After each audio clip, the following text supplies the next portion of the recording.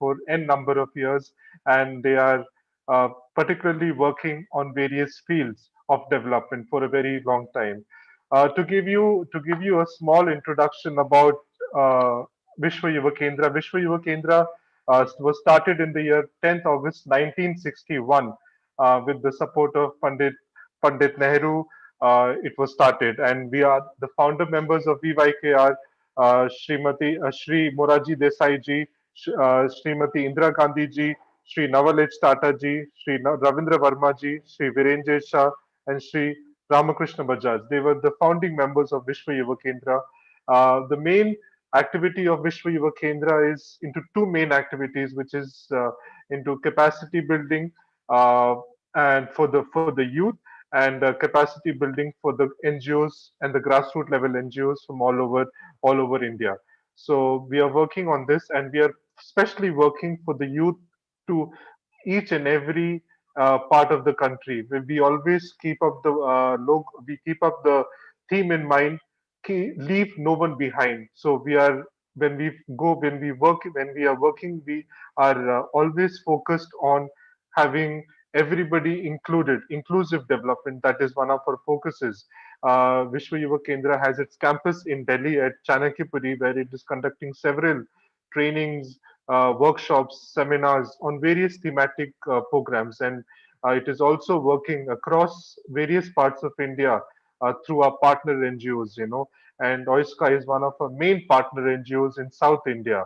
So to give you a small introduction about OISCA, OISCA International South India is a registered NGO with the government, and also it is working in the field, especially in the field of environment protection and also capacity building. It was started in Calicut in the year 1985, and the one of the main important focuses which OISCA is working in, that is into the environment activities. It is running various projects on children's forest programs, the tree planting project, or on the grove conservation project. It is also working on uh, a lot on with the women's group on self-help group activities with the women, and various many more activities. And we are very happy to join with OISCA on this very important issue of agro entrepreneurship development. It is also really sad to hear that in Tamil Nadu that there is there is a cyclone Nivar which is going on and which is progressing right now. And whenever a cyclone comes, the one of the most important aspect of this is the loss of agricultural land, which is through this cyclone, and this is going to create problem for many a people, many a farmers around Tamil Nadu. So we pray and we hope that the people of Tamil Nadu can bear through this and can re-emerge and come strong. And as we also know, now is a very grave time of COVID-19, which is going on, and the situation is becoming difficult and difficult. There is the first wave, the second wave, and the third wave, which is going on around the country. So the situation is getting much more difficult. So we all hope that this webinar on this agro entrepreneurship development, it may help the farmers, the FPOs, the NGOs to raise livelihood, to raise some sort of income generation for people who have lost their jobs. So this is the main idea of the program. So now I would like to welcome Dr. N. Krishna Kumar, who is the President OISCA International South India, to give the background and the objective of the program. Over to you, sir.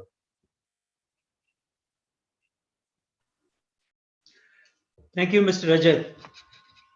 Good afternoon, everyone. As Rajat rightly introduced OISCA and VYK, the partnerships that we've been having with our own strengths, I think this is the third such workshop that we are handling on important issues. We had one on biodiversity, the other on climate change issues and conservation, and this being the third. Today is an important day for OISCA and VYK because we had planned this thing And we've also lined up 3 excellent speakers to touch on the subject. As rightly pointed out, we are concerned about the cyclone that's looming large here, but hopefully that will take care, is what we feel. God is there always. The idea behind today's workshop is just to tell youngsters, I think we have 506 number, good one, to tell the youth and the farmers that agriculture, which is almost 1 and 2 doing in the country, has very good opportunity. And probably we need to, in the post-pandemic days, when today when you are facing social crisis, economic crisis, cultural crisis, this is probably one sector that has stood us in the last 9 to 10 months, and one sector that is showing a lot of promises. We need to work on this sector where 65% of the population, 70% is dependent on this. 1 out of 2 Indian populations depend on this sector. There is tremendous scope in this sector for employment opportunity, for livelihood opportunity, for economic prosperity, rural prosperity, bringing rural prosperity on par with urban areas. This is what all planners think of. I, as a forester in my 36 years of service, have dabbled a bit with forest entrepreneurs. We were looking into nursery business. We were looking into how to make NTFP value added so that the tribals prosper, the fringe villages prosper. We have seen wherever we have deployed youth and the women living in the forest areas for activities, making them entrepreneurs. They have lost their interest in going into the forest to take out something. Rather, they've all become a hardcore conservationists. So there are success stories of entrepreneurs bringing in a lot of economic activity, social activity, and there has been a renaissance in their family, etc. So agriculture today is really required for our fodder security, for our food security, and for social security, livelihood security, as I rightly said. And this is where we are looking for agripreneurship. Farmer enterprises need a lot of support. It's just not the farmers alone. Farmer entrepreneurship is business beyond farmers. It has to look into suppliers, traders, transporters, processors, and all other people so that the market and the value chain becomes important.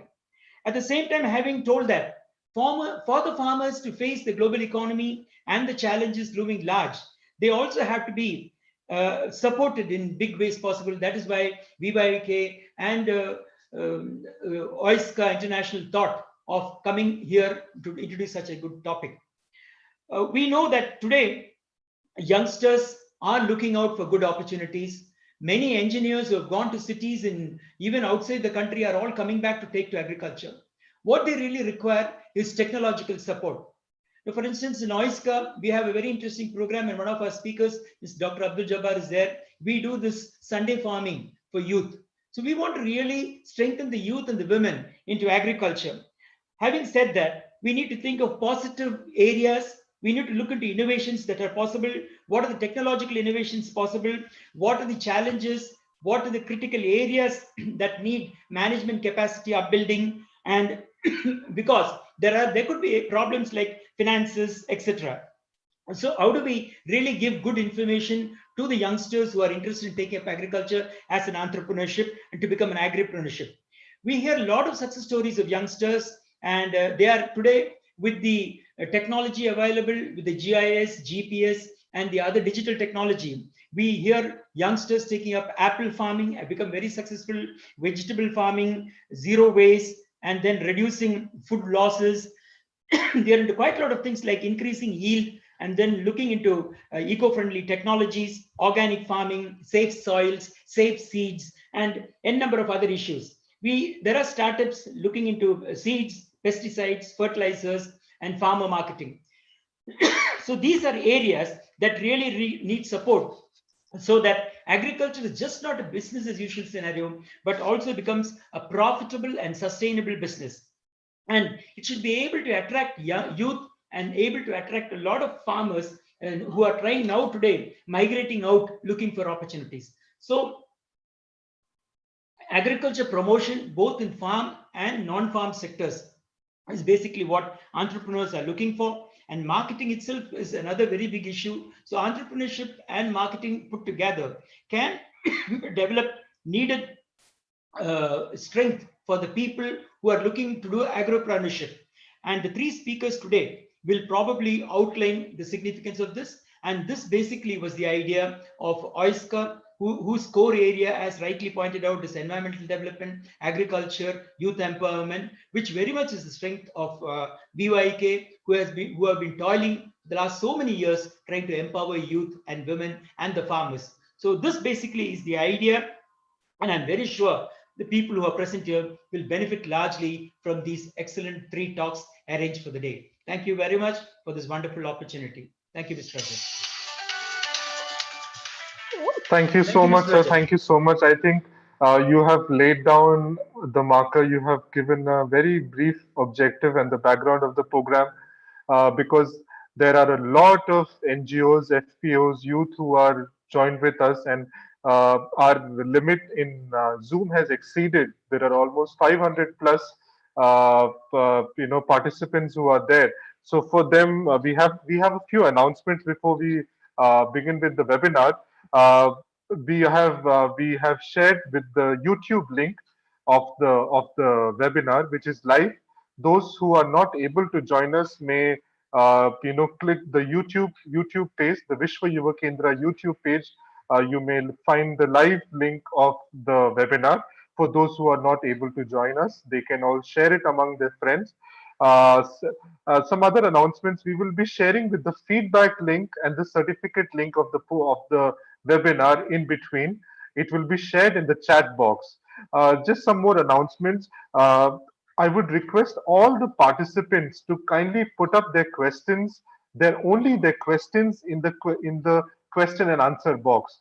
In any sort of comments that you would want to give, you may kindly put it in the chat box only. Chat box is only for your comments, and question and answer box is only for your questions. And we will be having the question and answer round after this session. So we will take up the important questions and we will surely put it up to the speakers so that they can give the answers to your doubts. So we will be also sharing the VYK and OISCA social media pages links so that you may like, subscribe, so that you may be connected with us on a regular basis. So now to start with our webinar, to start with our first speaker of the day, Dr. J. Dirivium, and his topic will be an overview on agro entrepreneurship. So I would request Mr. Manjunath to kindly put Dr. J. Drivium's profile on the page so that everybody may have a look on his profile and his experience in the field of agriculture. So Dr. J. Dirivium is a senior scientist and head ICAR Krishi Vigyan Kendra Karur, Tamil Nadu. He has been a consultant, area project officer, area unit coordinator of the AME Foundation, Bangalore. He is a recipient of the Jawaharlal Nehru Memorial Fund Award for achieving first rank in MSc Agriculture in all subjects. He is the author of Guidelines for IPM of Major Crops on the Deccan Plateau, a basket of options. Sir, it is a pleasure to have you with us, and it will be really, really great for all the youth, for all the NGOs to get about your experience and to be motivated by you, sir. So the stage is all yours, sir. Thank you, sir. Thank you, sir. Indeed, it's a great pleasure. Good afternoon to the organizers and all the participants. I thank Vishwa Yuva Kendra and OISCA International for organizing this timely webinar. And good afternoon to our friend faculty, Dr. Jabbar and Madam. So I will just share my presentation, sir.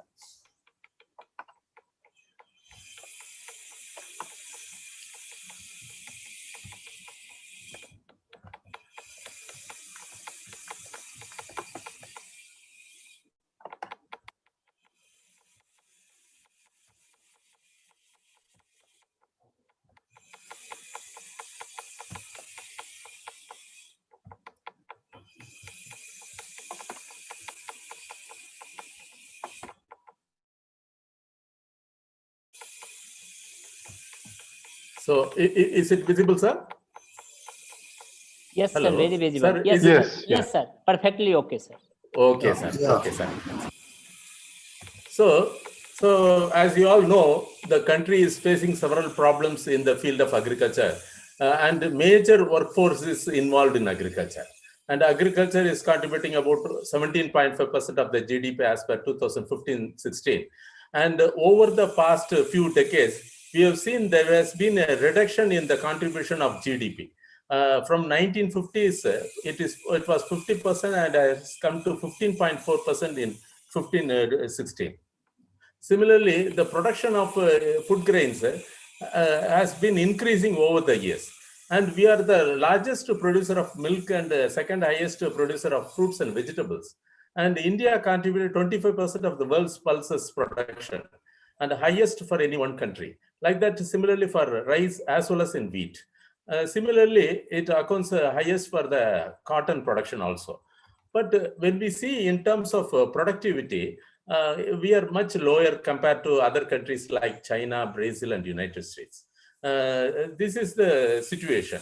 The major issues, if you see, the decreasing size of the agricultural land holdings, continuous dependence on the monsoon, inadequate access to irrigation, imbalanced use of soil nutrients, resulting in loss of soil fertility.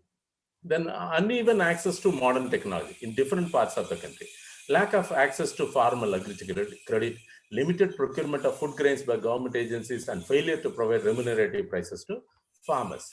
So this is where entrepreneurship has a major role.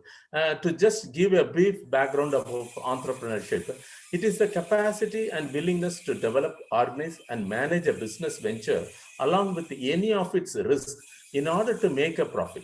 So this is a brief explanation of entrepreneurship. And starting a business itself an example for entrepreneurship. So what are the characteristics? How should be the entrepreneurs? Successful entrepreneurs are perceived as engineers of change, energetic, focused, able, and willing to take control of their lives, to survive in uncertainty and act based on limited information.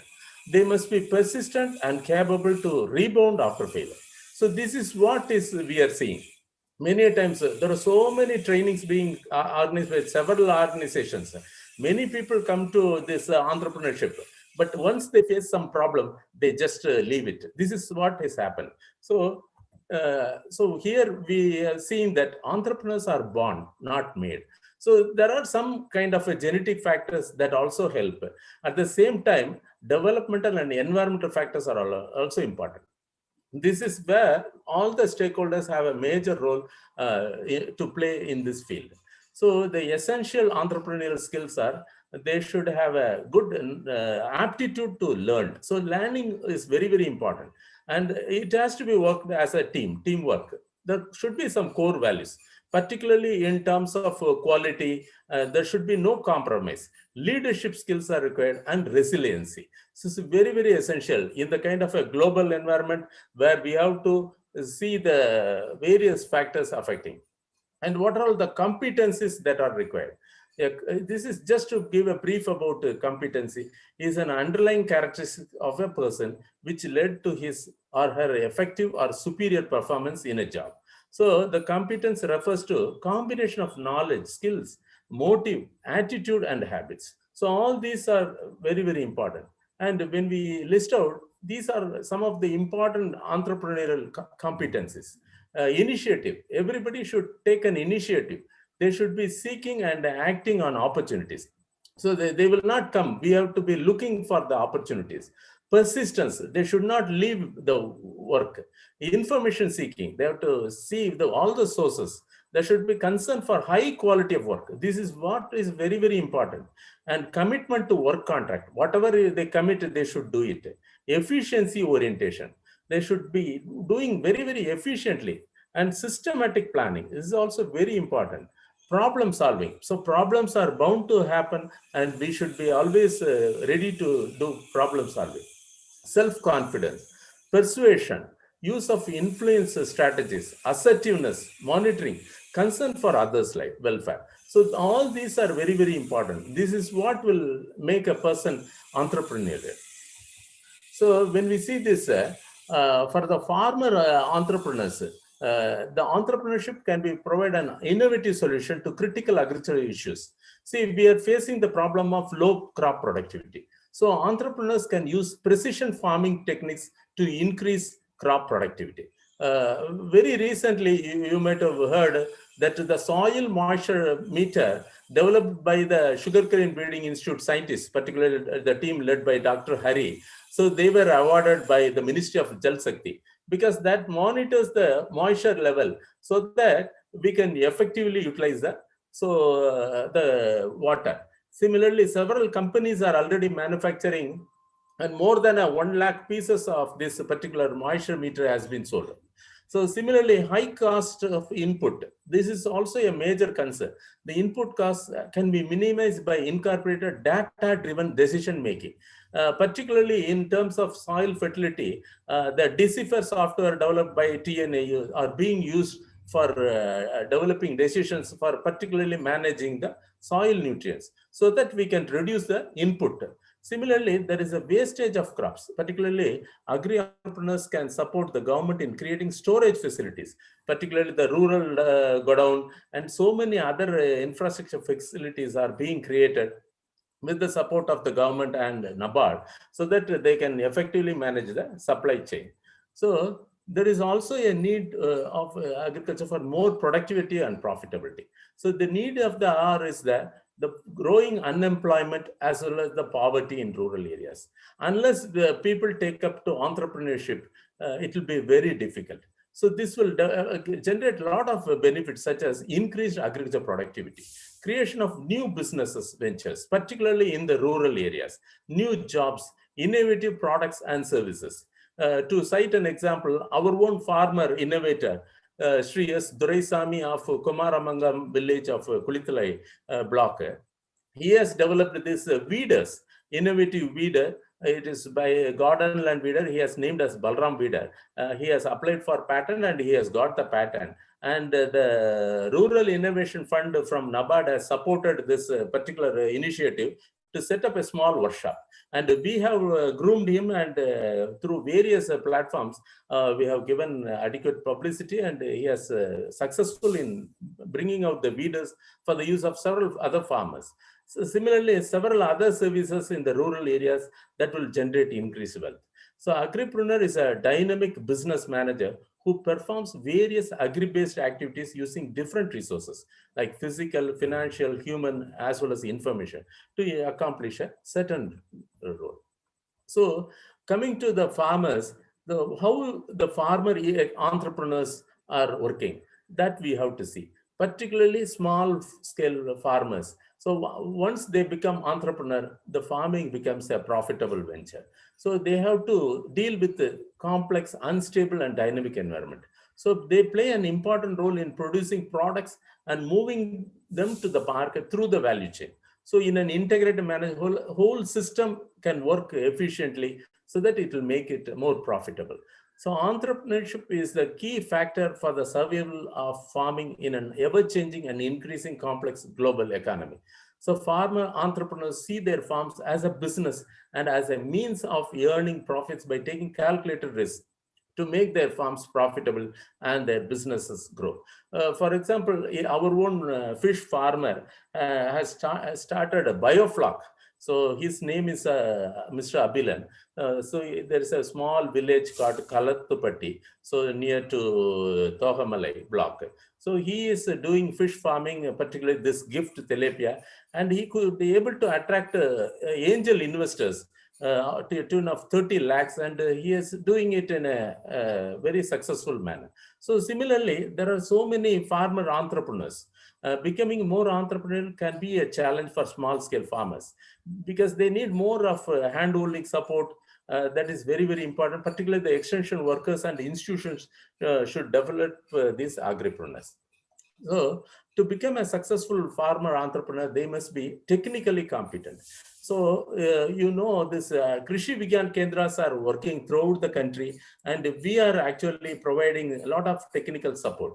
And they should be provided with the innovative and plan ahead to gear up their farm businesses through the stages of enterprise development, from establishment survival to rapid growth. Particularly now we are seeing the farmer producer organizations.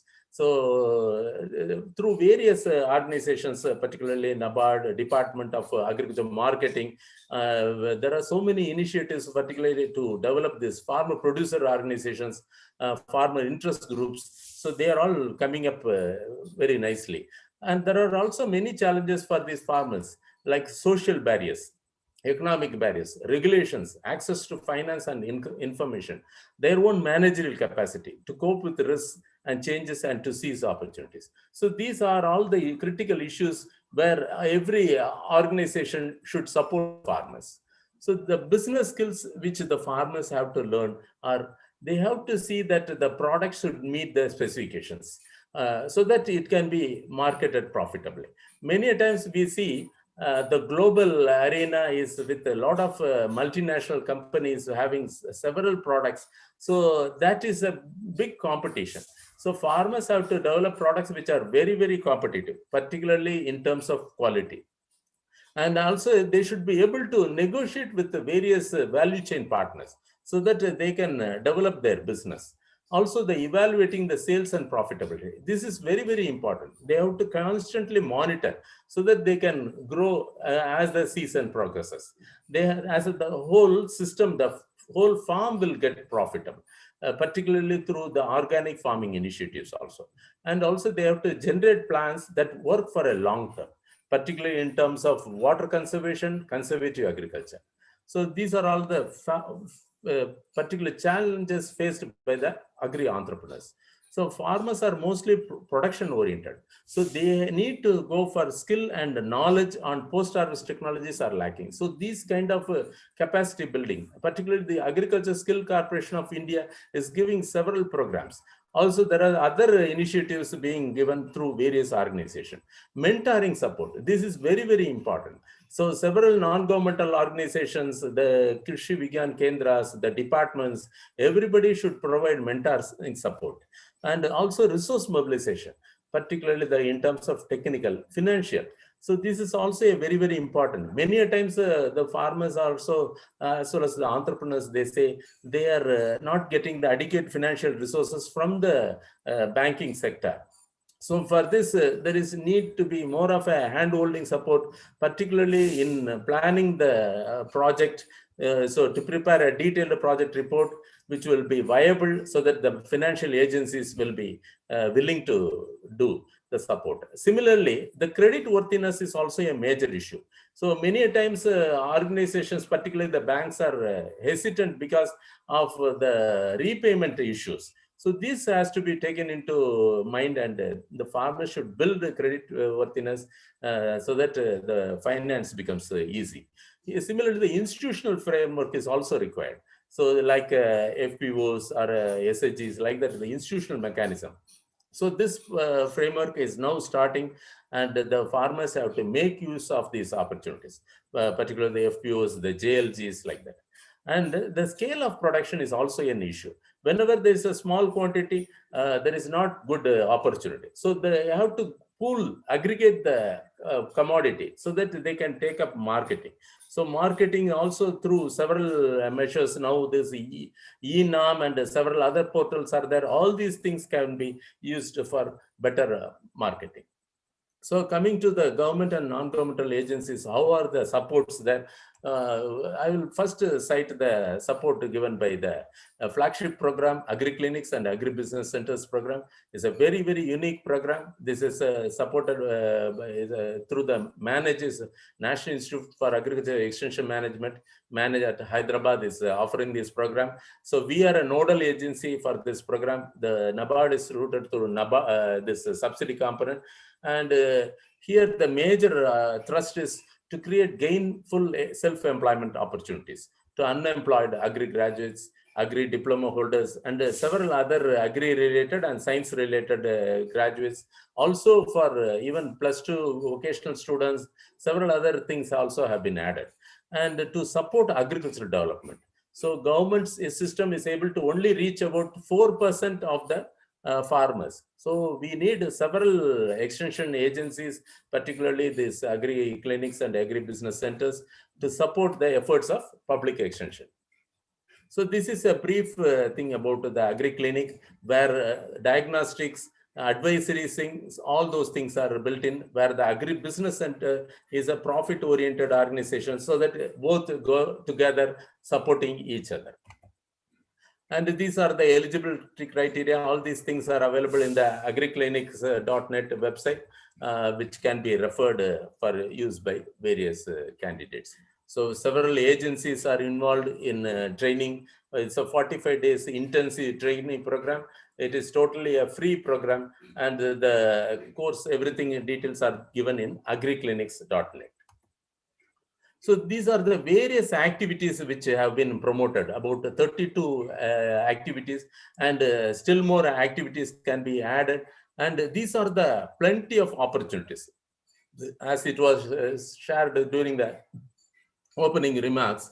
So agri-clinics, agri-business center as a whole, then we have floriculture, horticulture clinic, landscaping and nursery, organic food production and food chain, then pesticide production, marketing, value addition, veterinary clinic, fishery clinic, seed processing and marketing, soil testing laboratory, tissue culture unit, vegetable production and marketing, vermicomposting, organic manure, crop production, dairy farming, piggery and other livestock, fisheries development, rural godown, agriculture journalism, production and marketing of biocontrol agents, sericulture, mushroom cultivation, apiary, agri-clinics, agro eco-tourism, animal feed unit, biofertilizer production and marketing, contract farming, cultivation of medicinal plants, direct marketing, farm machinery unit. So this is only an indicative list. There are several other areas which entrepreneurs can take up in supporting the rural farmers. So these are the various activities established through the agri-ventures through the scheme. You can see it is 23,502. A good number of people have taken agri-clinics and agri-business centers, followed by dairy, poultry, piggery and goatery, and agri-clinics and several other activities. So this is how the things are going on through this ACABC scheme. So this is about a nutshell about the project cost. So about individuals can get up to 20 lakhs and groups can go up to 1 crore with 5 members, and there can be a minimum margin money of 10 to 15%, and it is a kind of a term loan, composite loan, so that both fixed cost as well as the working costs are covered. And for individual borrower up to 5 lakhs, there is no collateral is required. Like that, repayment period is all flexible. It's a very good program. And also the government has given specific instruction that every branch should adopt one agripreneur. So there has been a circular also, and a lot of subsidies involved. 36% subsidy for general, and for women and SC/ST borrowers it is 44%. So such a kind of an excellent subsidy based program is available, and this can be a very good boost for budding entrepreneurs. And also a hand-holding mechanism for 1 year is available. The other supporting agencies, we have NABARD, then ICR Krishi Vigyan Kendras, the RCT from the Ministry of Rural Development, IDBI, Department of Women and Child Development, self-help groups, so like that, several organizations. NABARD is having unique program like the micro entrepreneurship development for SHGs on agriculture and non-farm activities. Likewise, the LEDP, the Livelihood Entrepreneurship Development Program, which is a more intensive program, and there should be a hand-holding support for 1 year. Apart from that, the skill training programs also are offered based on proposals. Similarly, the rural self-employment training institutes, which are being operated by various banks all over the country. They are offering several courses, particularly on agriculture, particularly the skill-oriented trainings, and the durations are all as per the Skill Council of India packages. So sericulture entrepreneur, dairy farming, commercial horticulture, sheep rearing, poultry, papad, pickle and masala powder entrepreneur, goat rearing, cultivation of medicinal and aromatic plants, piggery, commercial floriculture, vegetable nursery management and cultivation, beekeeping, mushroom cultivation, polyhouse and shade net farming, pisciculture, agricultural entrepreneur, and rubber tapping and processing. All these things are available, and any person who is interested can approach the RCTs available in each and every district, and they can get these programs, which is totally free. They will be provided with a certificate, as well as they will be given hand-holding support, so that they can approach the banks for getting loans. The other initiatives through various organizations, particularly the Ministry of Science and Technology, Department of Biotechnology, the National Institute for Plant Health Management, State Agriculture Universities, and several other ICR institutes are providing supports. Particularly some of the activities, the ICR KVK Wayanad has taken up a tribal group of people for training them in biocontrol agents production. And the MS Swaminathan Foundation has promoted this bio-village concept. And similarly, sugar industries are also involved in production of trichogramma parasitoids. This particular MS Swaminathan Foundation has developed a successful training program for SHGs in Kannivadi, and several people are doing in these programs. The TNA has offered the training, and they are also doing village level production of biocontrol agents. So this is a very good opportunity, because everywhere now there is an awareness among the people that the chemical usage should be reduced. So to go for biocontrol agents, so these can be easily produced at the village level, so that they can earn income, employment can be generated, and we can have a safe food for the general public. So then a National Institute of Plant Health Management, they are also offering several programs, particularly in the production of biocontrol agents. So these can be taken up by youth with the minimum training. So skill-based training programs are offered by the institutions. And these are very low-cost technologies. So Dr. Satyagopal, who was earlier the DG, he has developed several programs for this. So what are all the recent developments? We can now see that the startups like EM3 Agri, so they are providing services from farm to land development, seeding, sowing, plant care, post-harvest services. So thereby maximizing the profit per unit of land. So these are the innovative new solutions. The Crow Farm provides a farm-to-business venture that uses a combination of smart logistics solutions to minimize post-harvest losses, helps the farmers in better price discovery for their produce. The Gold Farm is a farm equipment aggregator which partners with the local entrepreneurs who can invest in farm equipment. These farm equipment in turn are rented in villages on an hourly basis, thus helping the farmers mechanize farming at nominal cost. So this is a major issue now. We don't have enough manpower to work in the farm. So farm machinery is gaining importance, and several apps have been developed. So these agri-ventures like this, several others are coming up, proved that if quality solutions are provided to farmers, they are willing to pay for the services. So this is what has to be a kind of a mantra for the young entrepreneurs. So if you provide good service, farmers don't hesitate to pay. So at present, the market size of this agri-tech ventures is quite small, and the services are available only in certain pockets. So there is a vast scope to scale up the solutions and increase the reach and benefits of agri-tech ventures to improve the capability of the Indian farmers. So to cite an example, now a lot of these drones are used in agriculture, particularly in this surveying the problems due to pests, diseases, also loss assessment, even taking up plant protection in the area. So with the use of artificial intelligence, the drones are able to capture those areas and able to apply the chemicals or bioagents at that particular spot. So these kind of activities are going on. So we can also get direct and indirect financial support through nationalized banks, state finance corporations, state industrial development corporations, district industrial centers, differential rate schemes, Mudra and Stand Up India's, CDB and SSIDCs. So several agencies are providing. Similarly, the extension agents can also help the agripreneurs. It can be the government side, it can be from the NGO side. So they can develop the skills and knowledge required for a successful entrepreneur. So they can provide help in developing plans, analyzing the market. So they can work with partners in a value chain so that they can be also getting some service charges, at the same time help the entrepreneurs. So building large opportunities for businesses. So this will definitely build a. So the business development services can be given by agencies. So it can be NGOs or also startups, and this can be also an enterprise by itself, analyzing the demand and opportunities in the market. So we can see now the onion prices are rising up. So we don't know what happens. So they can provide a kind of a demand and supply kind of a picture.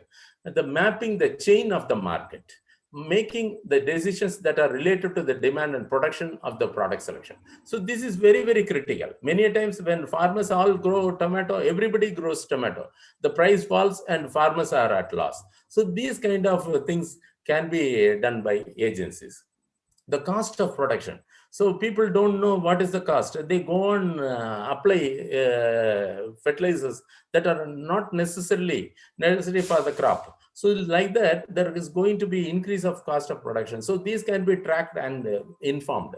The undertaking the analysis of profitability margin, maintaining the records. So all these things kind of services can be provided. Evaluating the services related to the expansion of the business. So this improves the competition in the market. Growing a common vision for investment in the business. Preparing the business plan and investing the same. So to cite some of the examples, these are all through the ACABC program. So this covers all the states of the country. So just I'll go briefly, because all these things are available in the net and they are available in the managed website. So a person from Manipur has started a clinic in spite of strong family opposition, and doing very good services, particularly this dog care center covering over 1,000 farmers, and like that this is going on. Similarly, from Jorat, the SS Botanicals. So they are providing several services like advisory for tea, organic farming, and other crops. Likewise, for every area, crops can be identified and they can provide advisory services. Soil testing, then farmers training, like that. Then input production, bioorganic inputs can be produced. They can also link with Atma and other schemes, and they can get and also provide employment. So very good opportunity to provide employment in the rural areas. Similarly, this is again another example on fish genetic resources. So they can develop in particular areas wherever fish is done. Here again, a mobile agriculture school, even agricultural training can be taken up as an activity, so that they can also link with other agencies like Atma and gain some income.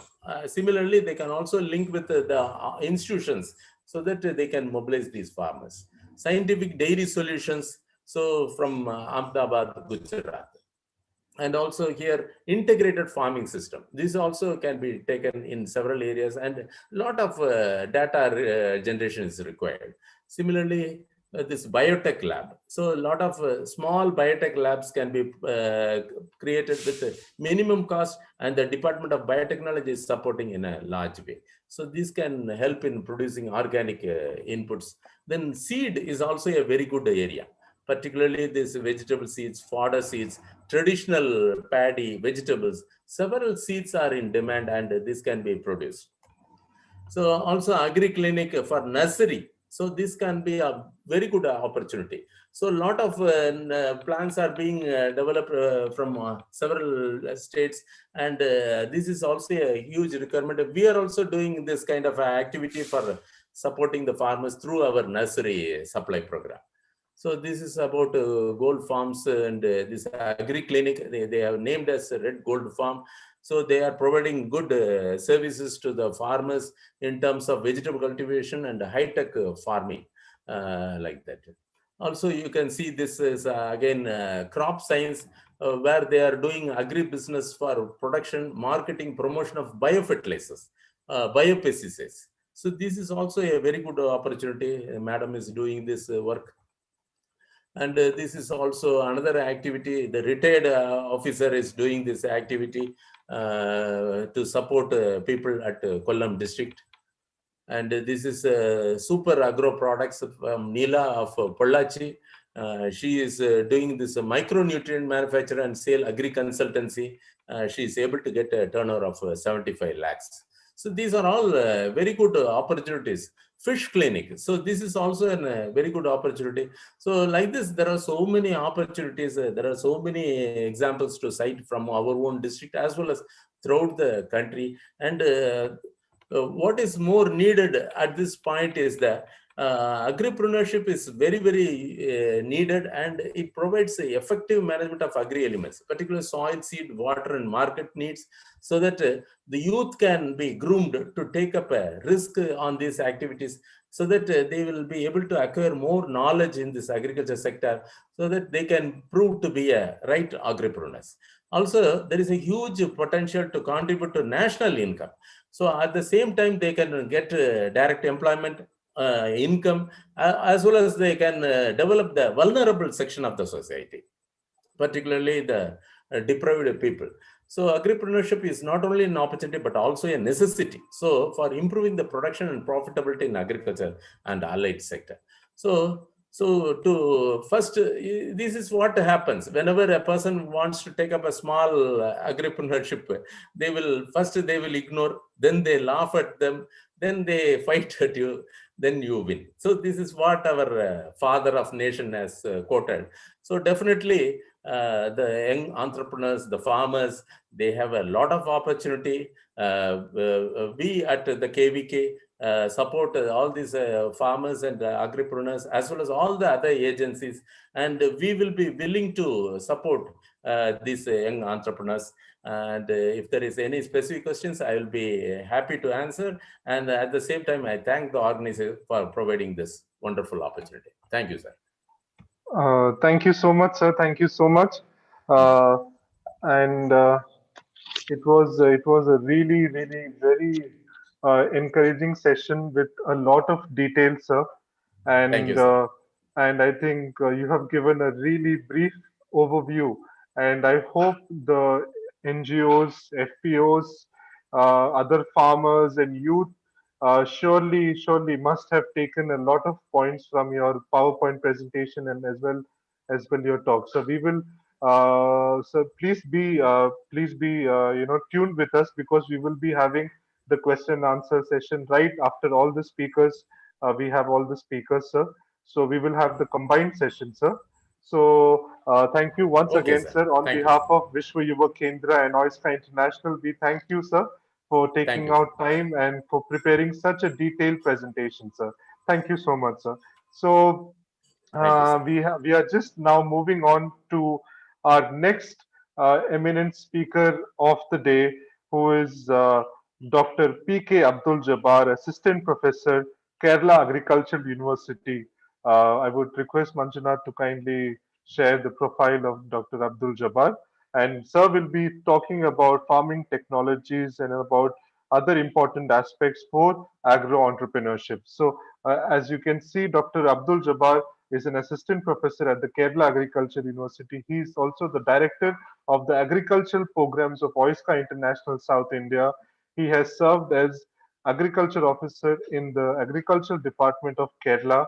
Dr. Jabbar is the founder of the Sunday Farming Movement, which has also won the national award, and he has been awarded the national award for the best extension officer of Government of India. So it is really a privilege to have you, sir. And I have also personally had the opportunity to listen to Dr. Jabbar, and I must tell you, He has, spoken to almost 500, 600, and 1,000 students, and everybody has been so glued to his activities, the way of his presentation, and it is really a pleasure, sir, to have you once again on this platform, sir. So, sir, over to you, sir, Abdul Jabbar, sir. Okay. Am I audible? Yes, yes, completely, Yeah, yeah. sir. You are. So, shall I share the presentation? Yes, sure, sure, sure, sir. Sure.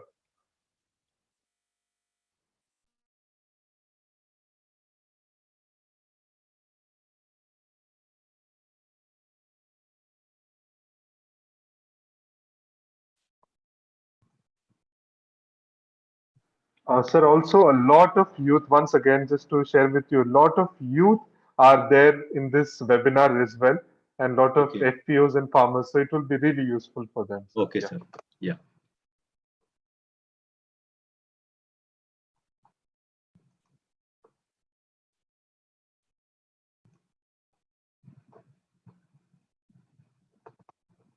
Is it clear? Sir, the presentation is on the, it is not open individually, sir. Yeah, now it is fine, sir. Okay. Completely fine. Okay. Okay. Clear, no? Yes, sir. Yes, completely Okay. clear, Yeah. sir. Thank you. Okay. Thank you, sir. So, how much will be the time available for me? So 35 minutes, sir. Okay. So, it's going to be a Herculean task for me. Sure, sir. Okay. I will do maximum justice to the time allotted. And good afternoon. And I have nearly 150 slides to be presented. And as we discussed, I'm telling about the different types of farming technologies suitable for agro entrepreneurs. Now, in this 35 minutes, I'll be discussing about some technologies and some strategies that can be adopted by our youth at individual level and as an enterprise at social level, and how they can transform themselves to suit to a social entrepreneur level. In that, we will discuss the different strategies that can be adopted based on the technologies derived from various national institutes in India and abroad, and some innovations that can be adopted at low cost by our youngsters because they need some sort of hand holding and they need to be motivated, and while implementing these things at their low income level, uh, they need continuous hand holding. So at the beginning, at the outset, I assure all my listeners that at the end I will be giving my mobile number. WhatsApp is there, and if something is not clear to you because of the time allotted, the stringency of time, uh, please be in touch regularly. So I have developed a lot of content that can be shared to everybody who is listening to me. So the time constraint may not be a problem. So this is my mobile number, my email, and please take note of it. And you can access me personally for any sort of technologies. So recently, these were the pictures that got the attention in the media. It shows the struggles of Indian farmer in their livelihood when flood hit North India. Here you can see the farmer is in the troubled water, and he's struggling hard to protect his seeds meant for the subsequent farming. And here the farmer is to sell his banana benches. So this is a pathetic situation of our Indian farmers while in struggles. So it's our duty to empower them through various means of services.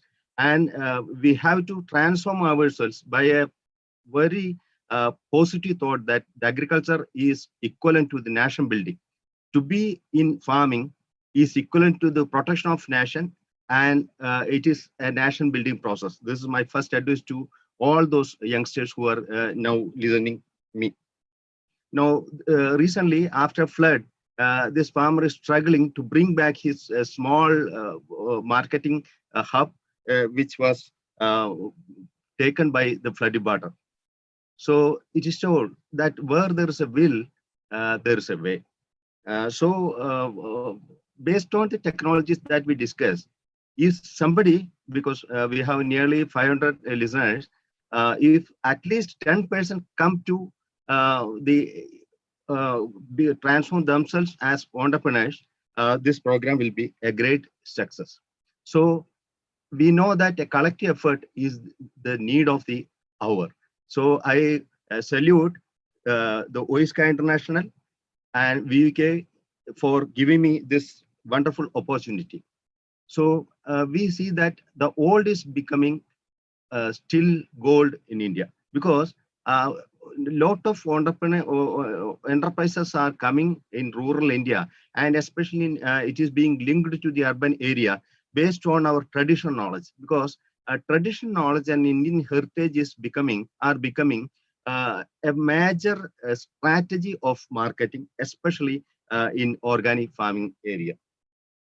So the indigenous technology knowledge, that is the traditional knowledge of our farmers, are having to be tapped as a major strategy for winning our enterprises. In this context, we should respect the traditional wisdom of India, and it's our duty to transform all this traditional wisdom to the new gen.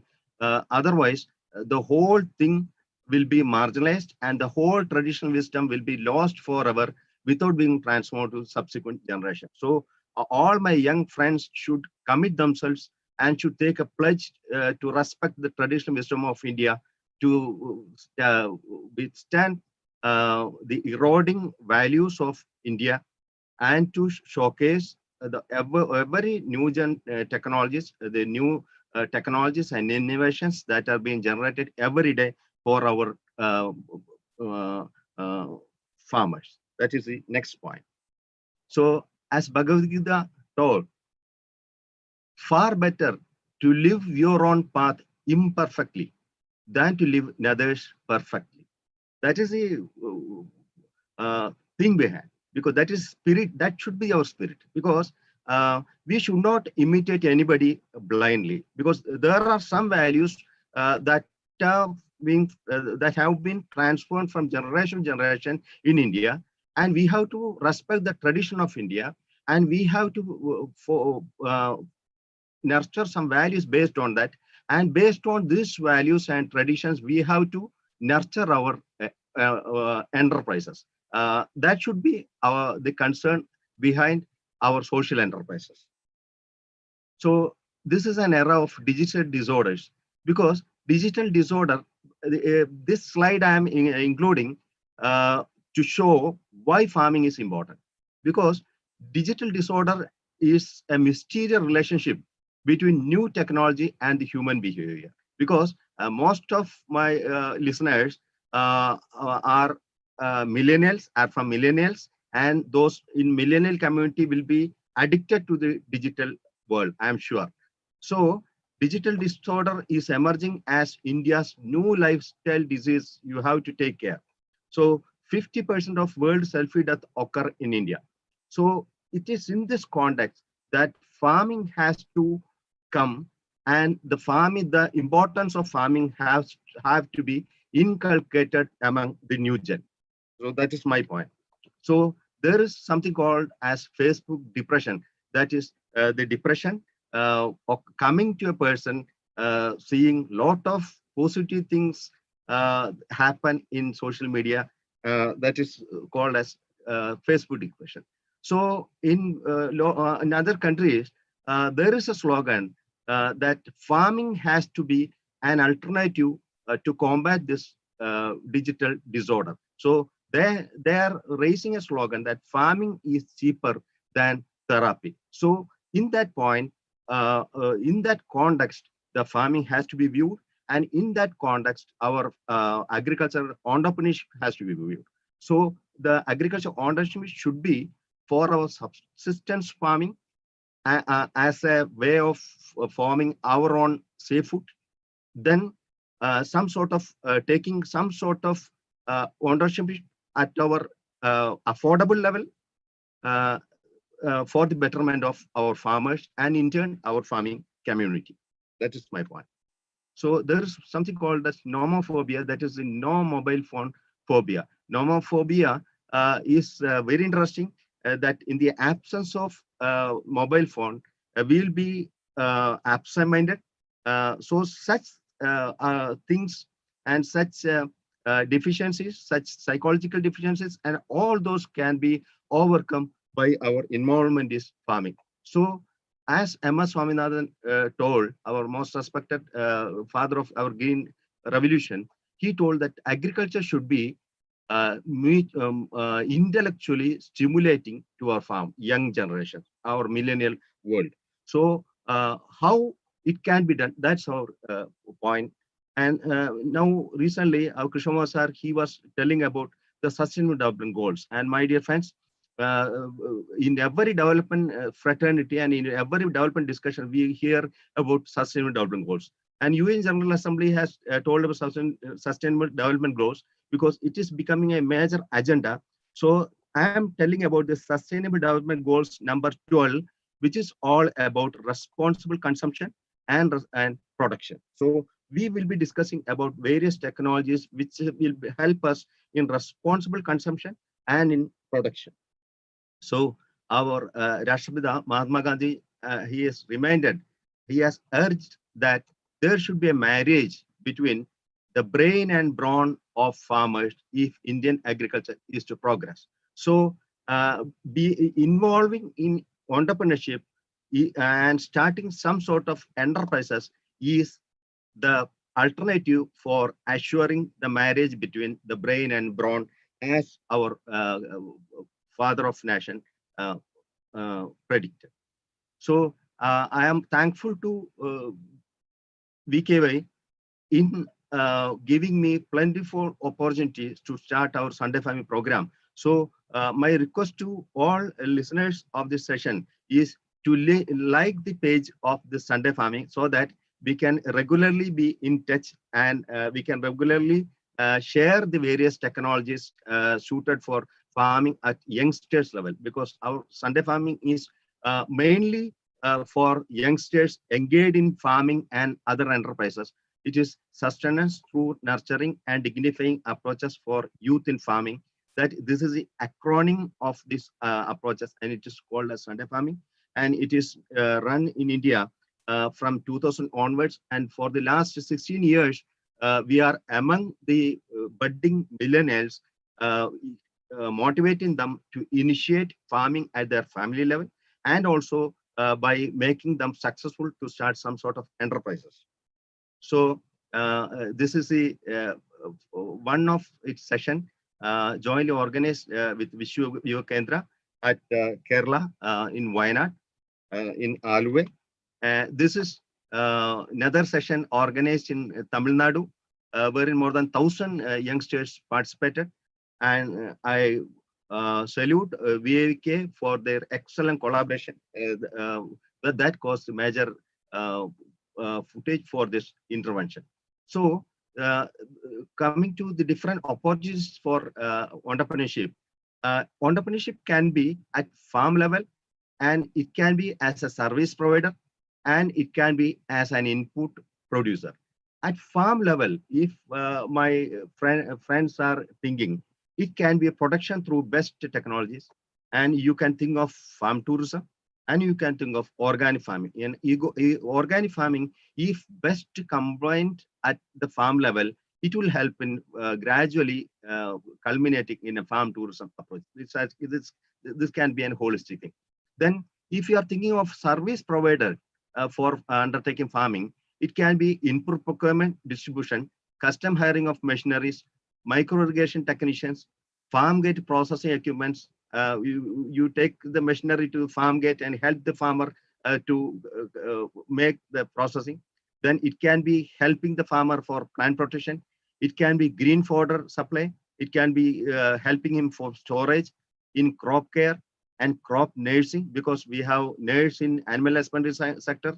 We have heard of nurses in health sector, and we should think of crop nursing also in agriculture sector. So many of you can transform yourself at crop nurses, undertaking such service providing mechanisms.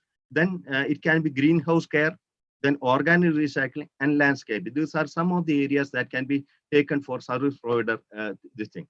Then coming to the input producer, you can think of producing biofertilizers for the largest mass of farmers, or either you can think of producing biopesticides. You can think of vermicomposting, soil amendments, natural dyes, agri clinics, as my beloved friend David sir told.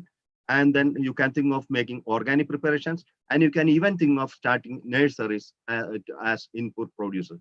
So at broader level, these can be the different mechanisms. So this thing, because of the short of time, the theoretical part I am skipping, because that you can read later on. Then social entrepreneurship, because our Arvind Babu sir and Kishoma sir, they are every platform they tell about the social entrepreneurship, because every enterprise should have a social entrepreneurship angle, because the Indian culture, it should highlight the Indian culture in agriculture and the culture of coexistence, then sustainable production and self-reliance. The main goal of a social entrepreneur is not to earn profit. Of course, he has to earn some profit, but rather he has to implement a widespread improvement in society. So based on that, I have prepared my presentation. So this thing I'm skipping. And I salute the KVK Karur, Tamil Nadu, who my friend Dravyam is acting as the head of this, because they have brought many models for Indian farmers to replicate. This thing I'm not telling in.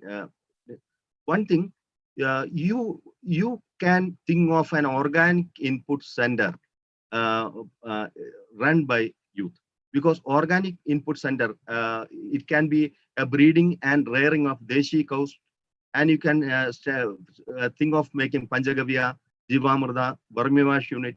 Then using the Panchagavya, you can start of sulfur composting. Then trichoderma, a biocontrol agent, it can be added to the cow dung, and trichoderma enriched cow dung can be made, and the breed can be sold for neighboring farmers. So this is how a Deshi cow can be diversified. The enterprise can be diversified. So M.S. Swaminathan sir has told, the future belongs to nations with grains and not guns. It's a very important thing that shows the importance of seed security in a national security.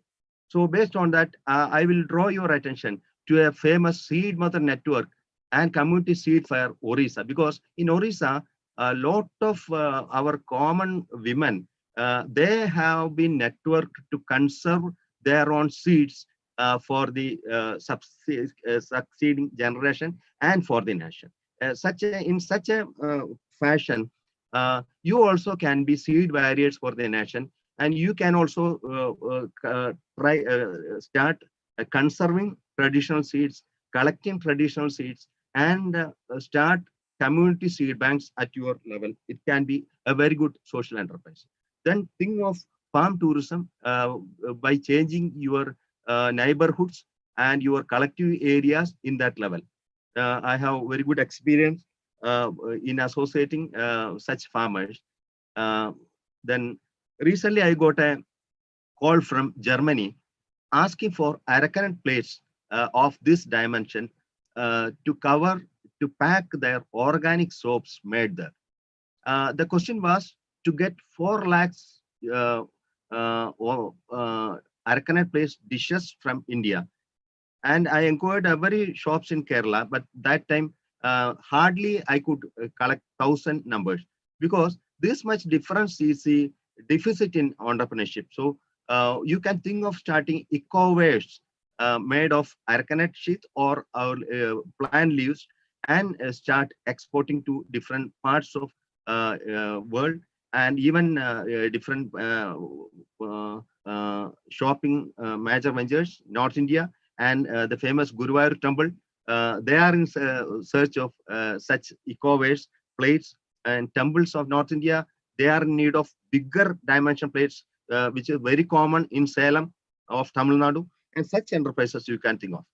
Because when we put two needles on that, the value of one plate from 10 rupees will be multiplied to 400, 500 rupees. So that is a style of thing. That should be the style of thinking. So, we have motivated many youngsters to come in that line.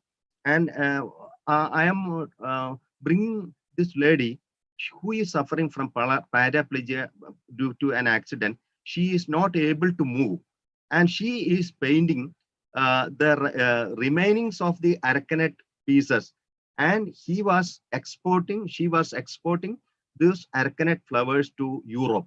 And recently Europe did not allow her to import these flowers in Europe, just because they have stopped artificial colors. Instead, this can be exported to Europe only if natural dye, it is colored with natural dye.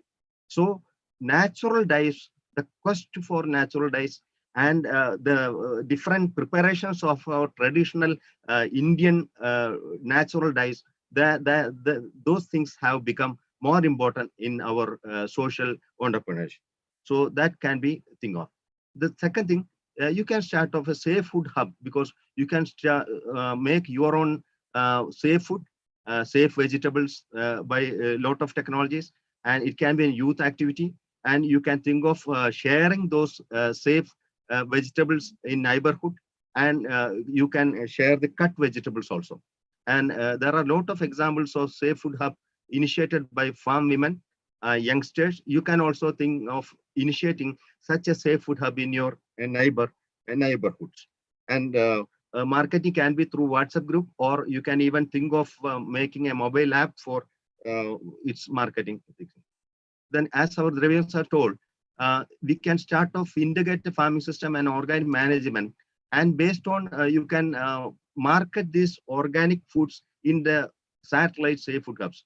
The integrated farming system, it will have crops, it will have livestock, it will have small poultry, and it will have some sort of agroforestry crops, and it will have some fisheries also.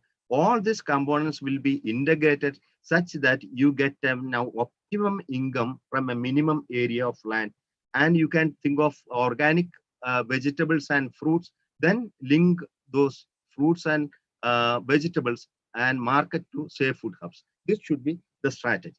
Then we have very good example from Mumbai. There is a Bodhi shop, and Deshi cow products and everything, it is being sold through Bodhi shops. So this thing, and then second thing, you can think of a green fodder based entrepreneurship, because there are people who are landless. You can feed the landless livestock keepers and other resource poor farmers by your fodder, because you may not be having the cattle and livestock, but you can think of making a fodder, and you supply the fodder at fixed intervals in bulk quantities to those landless farmers who are having the cattle. So that fits a very good enterprise. For such information, you can refer the website of IGFRI Jansi. Now, you can start off Panchagavya making, because I have nearly 12 years experience in Panchagavya production and its promotion in India.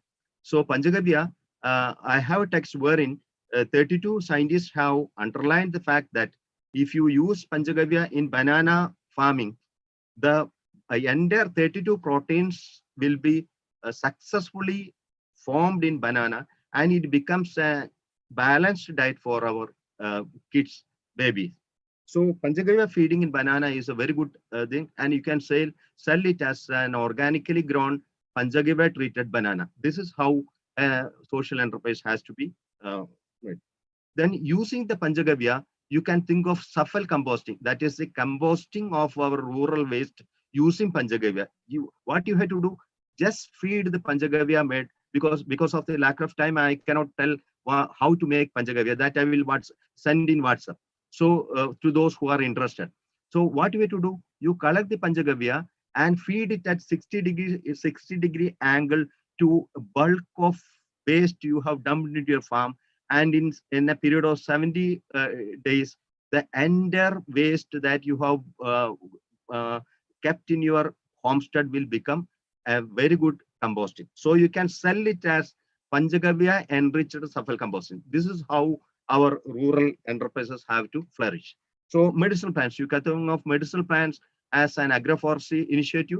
You think of business models. There are a lot of herbal medicine industry who are badly in need of raw materials, and you can conduct business talks and business discussions and think of such models. So recently I came across one mobile mushroom unit that can be purchased from Bangalore Indian Institute of Horticulture Sciences. It has a solar panel. You can buy it as 17,000. Based on the availability of sunlight, you can place it because it moves on wheels, and you can push it, and you can place in different locations in your homestead, and you can make your own mushroom. You can start your own mushroom business. So you will have Anganwadis, and you can transform mushroom into mushroom powder, and you can add this mushroom into different combinations as powder. If you add mushroom powder into moringa leaves, it becomes mushroom moringa powder. Like that, we have different combinations by adding nuts, then a mushroom, then nuts plus mushroom plus curry leaves, like that. So such different combinations, we have 7 variants using brahmi, moringa leaves, flax seeds, sesame seeds, groundnut, coconut. I will help you in getting all these technologies, and you organize yourself as our drivers are told. You organize yourself as agribusiness centers. You think of starting such eco enterprises as different technologies, and we will help you. Now, in Tamil Nadu, we have very good Tiruvallur models of coconut oil making devices. You can think of your own coconut oil extraction units, because it can be started at home level. Now, Baba Atomic Research Center, BARC, has come up with a very good promising technology for India. That is, it is a first-time technology, because you might never have seen a banana clear juice, because BARC at Bombay, they have come up a technology wherein you can make a banana clear juice from banana, because other juices will be turbid. It will be almost like a clear water.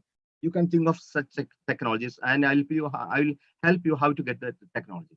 So they have again come up with a debittered bitter gourd juice, because bitter gourd juice is very much needed for our diabetic patients. So you can think of starting bitter gourd enterprises. Bitter gourd have very good bitter. So if we adopt their technology, it will be turned as debittered and without any bitterness and without losing any of its quality. You can start your own enterprise as a debittered bitter gourd juice. Technology is available, and I have given full details of that. It's available. So people may be needing a lot of tuber crops, because we have a technology, and in Asia, the largest tuber crops repository is at Trivandrum in Kerala. You can access them, and we have varieties starting to yield at 5 months up to 11 months. So you can cut your small tapioca stems into small pieces, and it will germinate like this. And if it is put in pot race, you can make your own nursery, and it can be a tuber crops nursery. You start off thinking it. Then we have the stewed potato varieties, and it's very interesting. It is biofortified varieties, because if you eat Boozona sweet potato variety, you will be getting beta carotene free, because it is there, it is bred inside it, and you will get the starch and beta carotene. And if you eat Bhu Krishna varieties, it is rich in the Sri Krishna color. That's why it is named as Bhu Krishna. So Bhu Krishna, if you consume it, you will get the starch plus anthocyanin free.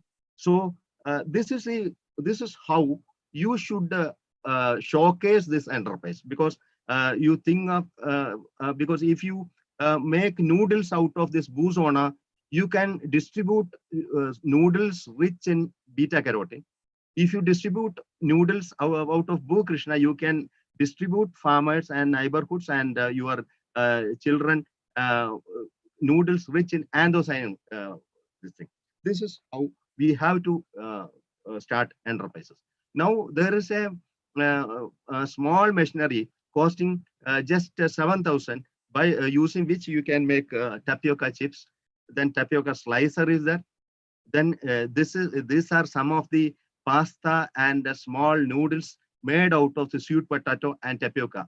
Because bear in mind, for patients suffering diabetic, sweet potato will be the appropriate substitute than tapioca.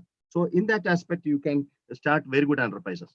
Recently, I met a +2 student who was trying to start onion for their homestead use by inserting the onion into the banana stem, because banana stem, after harvest of the bunch, it will be waste. It will be lying as waste. After the harvest only, you have to try. You make a small hole on it. You place the onion on it so that it will germinate, and the whole portion stems are coming outside that can be used at home, and it can be sold outside also as very good nutritional thing. So you can start off Arka Mangala cowpea seeds, because it will be almost 1 meter length. You can think of such a very good enterprise, and you will get lot of, as Devians are told, using precision farming technologies, you can make wonders out of it. This is my farmer who got 1 meter length cowpea. So this thing. Now, likewise, the Indian research system has come out with a variety, Arka Rakshak, which is the first hybrid in India having triple disease resistance. Because you, as a group, you think of bringing this variety from Bangalore, IHR Rakshak, and you purchase now using the SBI online. The entire seeds available in Bangalore can be purchased online, and you take note of this variety, you bring it, and you raise it organically, you start selling organic tomato. This is how you have to start.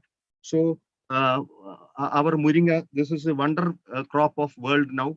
You can think of raising your own Perioculum 1, PKM1, PKM2 varieties, and start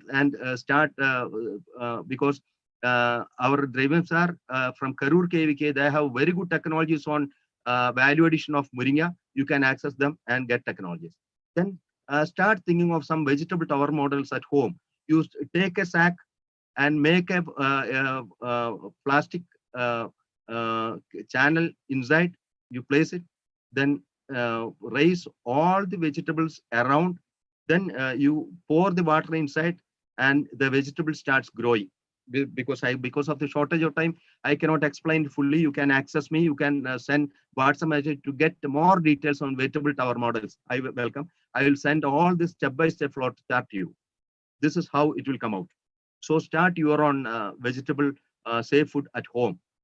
Now, coconut farm, for coconut farmers, the CPCRI, Central Plantation Crops Association, has come out with lot of biological formulations that are helpful. You start off a service provider mechanism for coconut farmers. You personally collect in and start supplying this and giving the other farmers a service. This is how we have to network. So we have the Kalpa Rakshak and Kalpa Vardhini, which can be used for the promoting the growth of the coconut, which our normal farmers cannot access. So you have to bridge that gap. You bridge the gap and purchase these inputs and distribute at your home level. This is how we have to think of enterprises. So this thing I am now pepper. You can start cultivating pepper on a wired mesh like this, and pepper inside you put coir pitch, and pepper goes up. Then it will root inside. When it roots inside, at every node you can cut, and it can be planted in separate covers as a separate individual plant. This is how. So So you take note of it. Here you can see the side branch. If we plant the side branch, the entire pepper will be growing as a bush plant. It may not climb up. It will be a bush nature. So one bush pepper in India costs 250 rupees. And if you raise 100 bush pepper plants, you will get 100 into 250 rupees per month. In Kerala, we have a lot of youngsters who derive their recharging coupon amount per month by raising the bush pepper. This is how the bush pepper has to be made.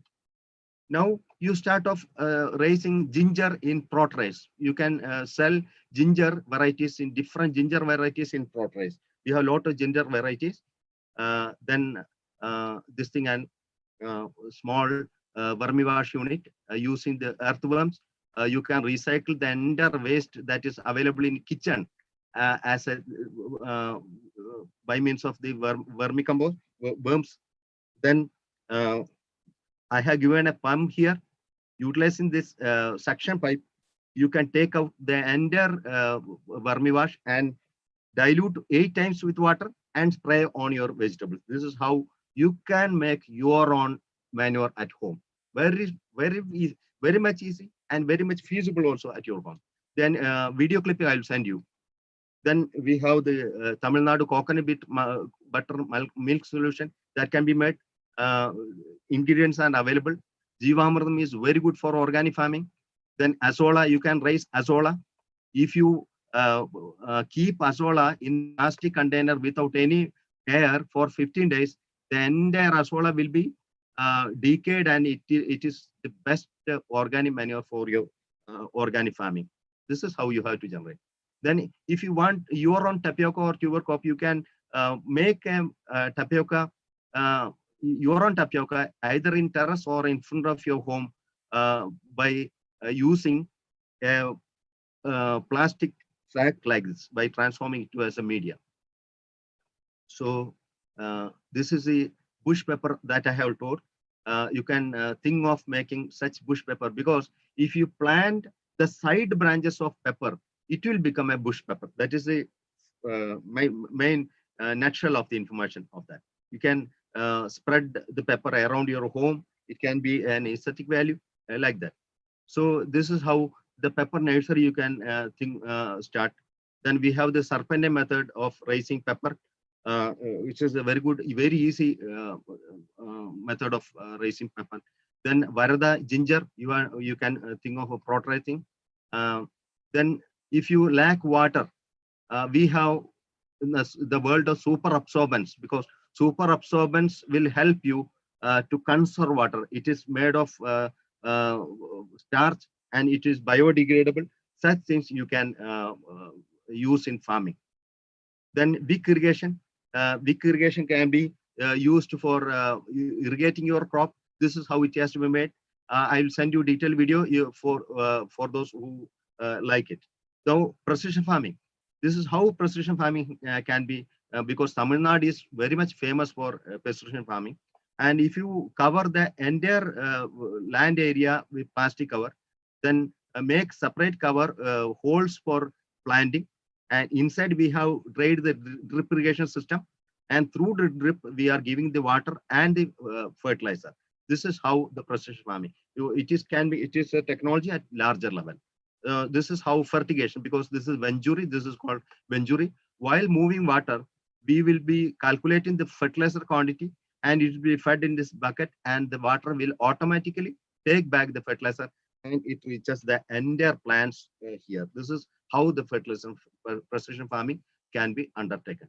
So you can think of a small precision farming at your home, because for our college students who lack precision farming opportunities, you collect all the bottles, the glucose bottles from your nearby hospital, and you can think of making your own precision farming. You can put the water inside and you regulate it as it is done in hospitals, and you conduct your own precision farming at your home.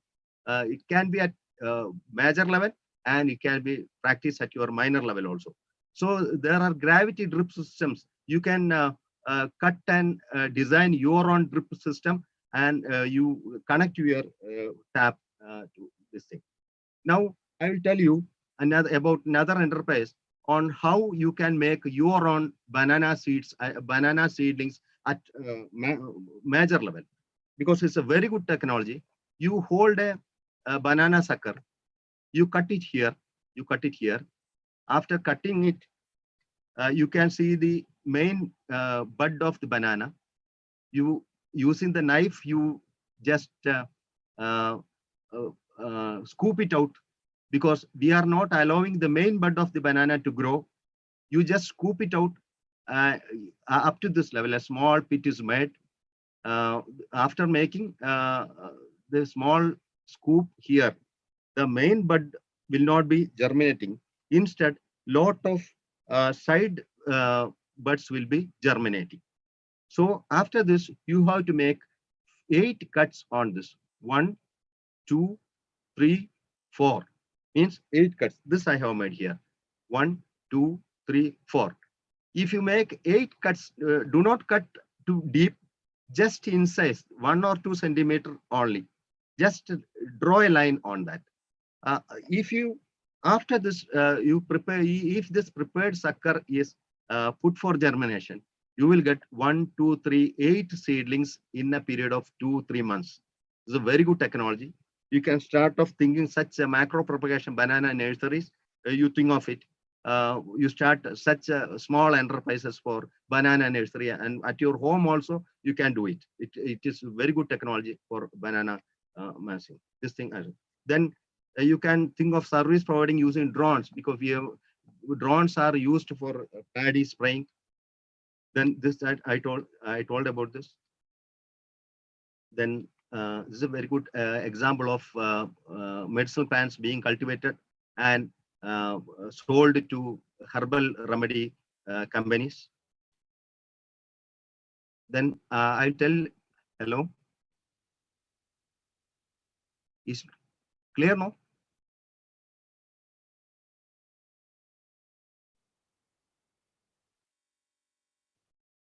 Babu sir? Yes, sir. Yes, sir. Go ahead. Okay. Because yeah, how many times you will give me?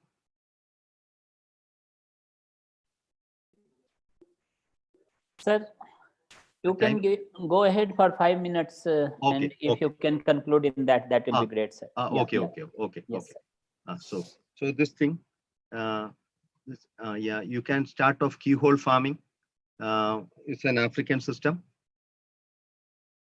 Then here, these are the boys in my neighborhood who using the plastic bottles, waste plastic bottles, they are making mushroom.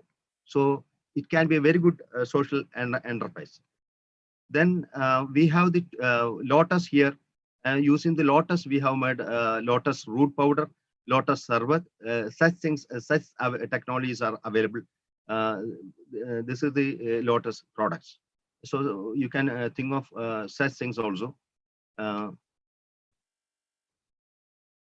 Then coconut leaves, using the coconut leaves, you can think of coconut straw, because we have the patented technologies.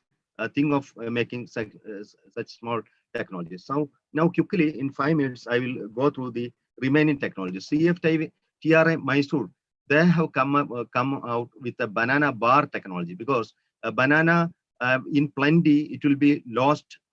So at that time, you can take the banana bulk banana, and it pulp, you can make it pulp, and such technologies are available in CFTRI. We can purchase the technology, and this is a quite new technology, very recently made by them. And banana bar is a very good technology for midday meals program, and for adults also is a very good thing. Then CFTRI, they have come out of osmo dried jackfruit and amla, then pineapple. These are the technologies available. It is osmo drying is possible. Osmo dried fruit segments are ready to eat. It's very good. Then it is microbiologically safe, and there won't be any microbiological contamination. It provides high caloric value. It's a very good technology.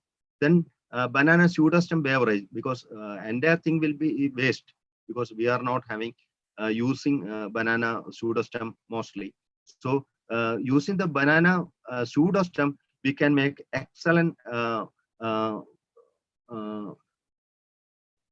we can extract fiber from the outside sheath. Then the inner center core packed with phenolics and minerals can be used. The juice can be made because juice normally is something sour. So we are blending it with suitable fruit juices, and it is having very good medicinal value also, because in treatment of kidney, gallbladder, and prostate, it is being used. So it can be very good enterprise. So we have beverages from coffee, then probiotics from coffee, then coffee cubes, because where there is coffee available in plenty, coffee cubes can be thought.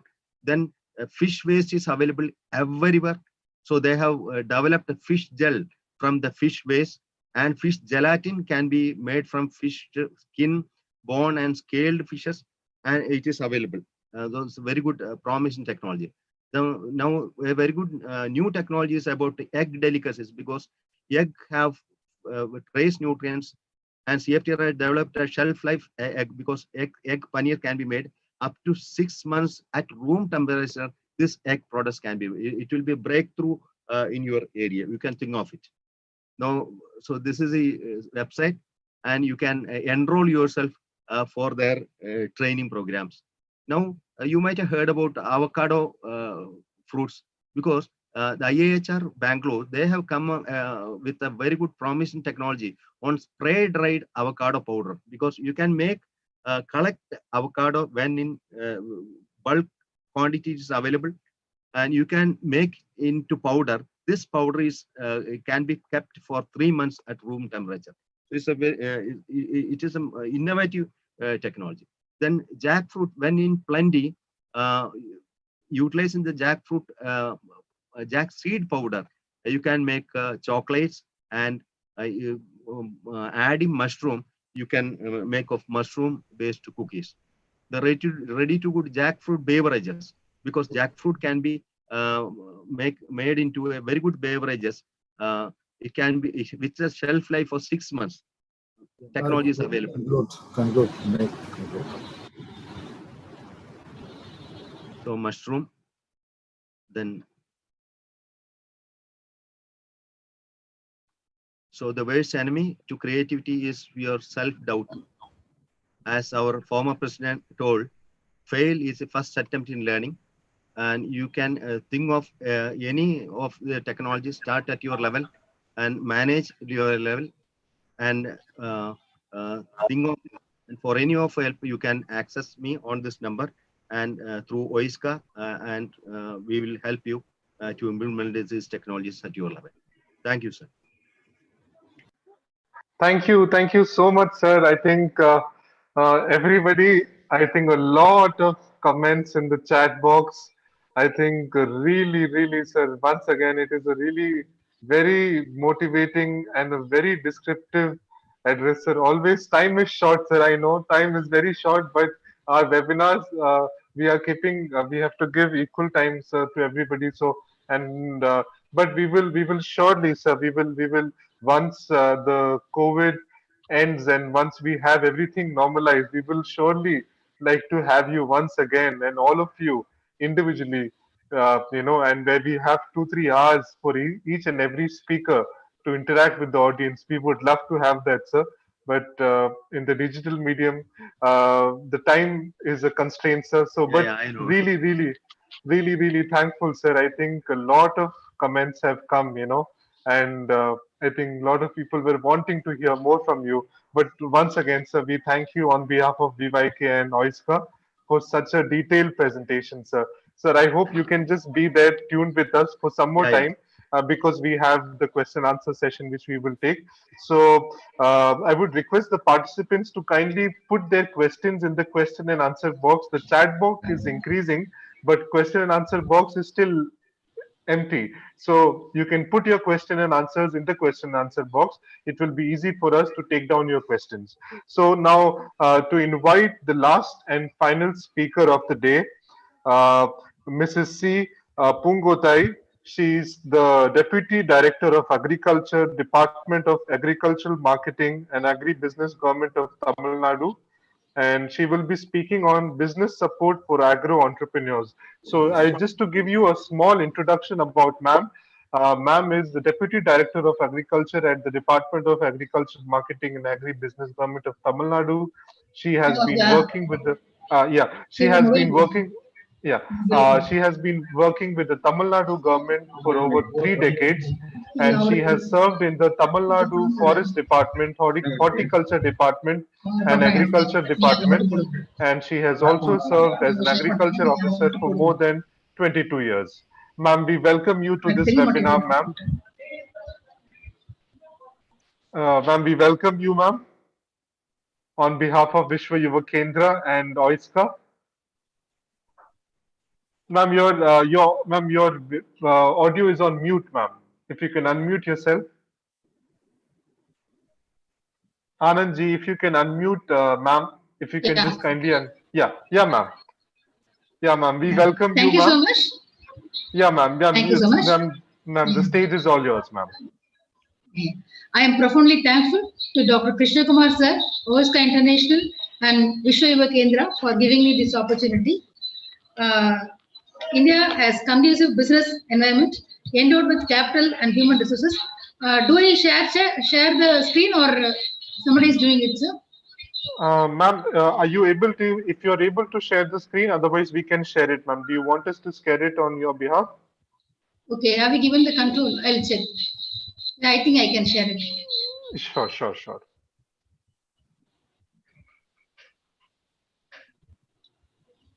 Is it okay? No, ma'am, it is not. Is it coming? Rajat, we should do from our side if we have the presentation. Sure. Ma'am, we can do it. Ma'am, I think it has Now come, it's ma'am. okay. Now it's okay. Just one It second. has come? Yeah, it Okay. is. Thank Ma'am, you it's so just much. starting, ma'am. Just a second, ma'am. Okay. It is just displaying. We'll just let you. Yeah, ma'am. You can just put the screen full size and you can, ma'am, go on. Yeah, you Okay. can. Yeah, I ma'am. think it's taking some time. Ma'am, it is visible from our end now.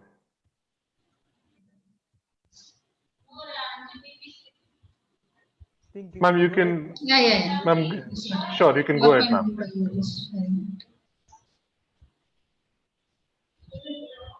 Yeah. India has conducive business environment endowed with capital and human resources.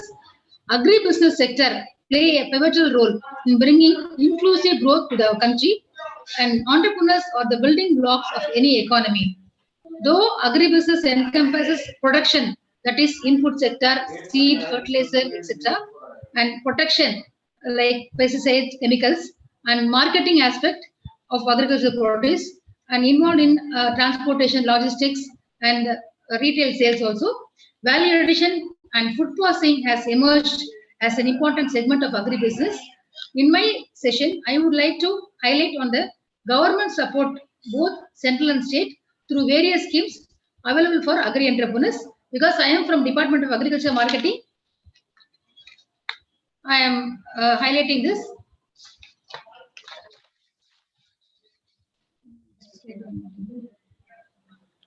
Ma'am, your slide isn't changing, And it's ma'am. not Should moving. we, ma'am? So I think, ma'am, we'll just do it from our end. Anandji, if we can just play the, can we just display the Shall I PPT? stop sharing? Yeah, ma'am. You can stop sharing, ma'am. Okay. Thank you. आपने आनंद किया? It's coming. It's coming. No, yeah, ma'am. But we'll do it from our end, ma'am. I think Okay. it's. Yeah. ठीक है आप Ma'am, Anandji, if we can share it on ma'am's behalf. Sure. Yeah. If you can make the screen big, ma'am. It will take 2-3 seconds to shift the slide, so kindly bear with us, ma'am. Okay. Anandji, if you can put it Yeah. on full screen. Next slide. Yeah. Next slide, please.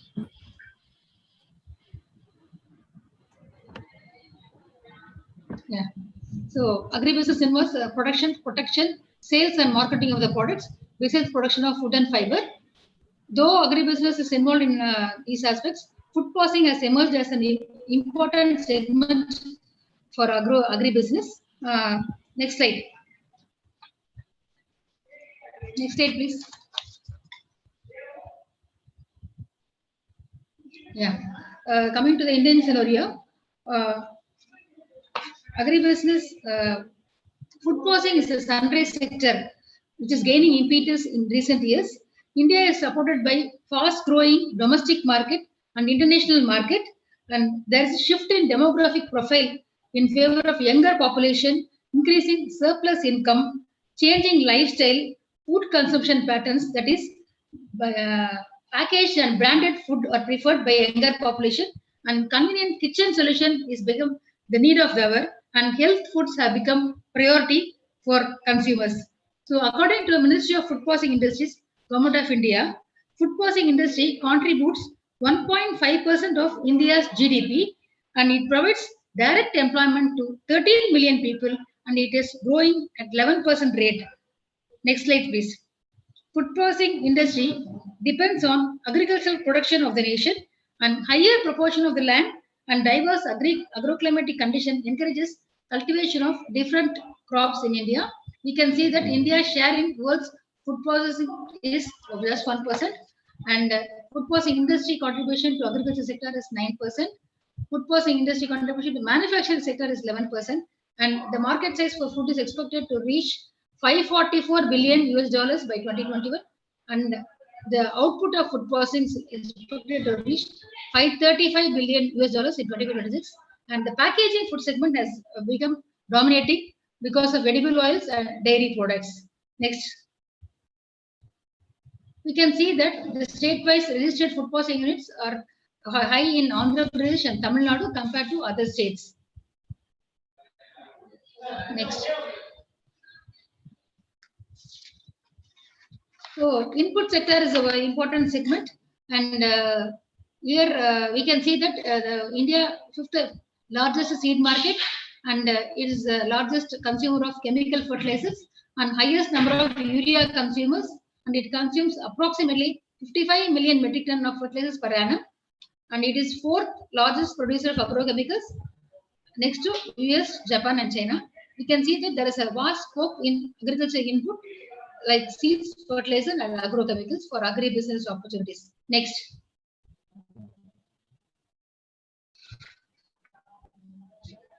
Farm machinery is also an important sector.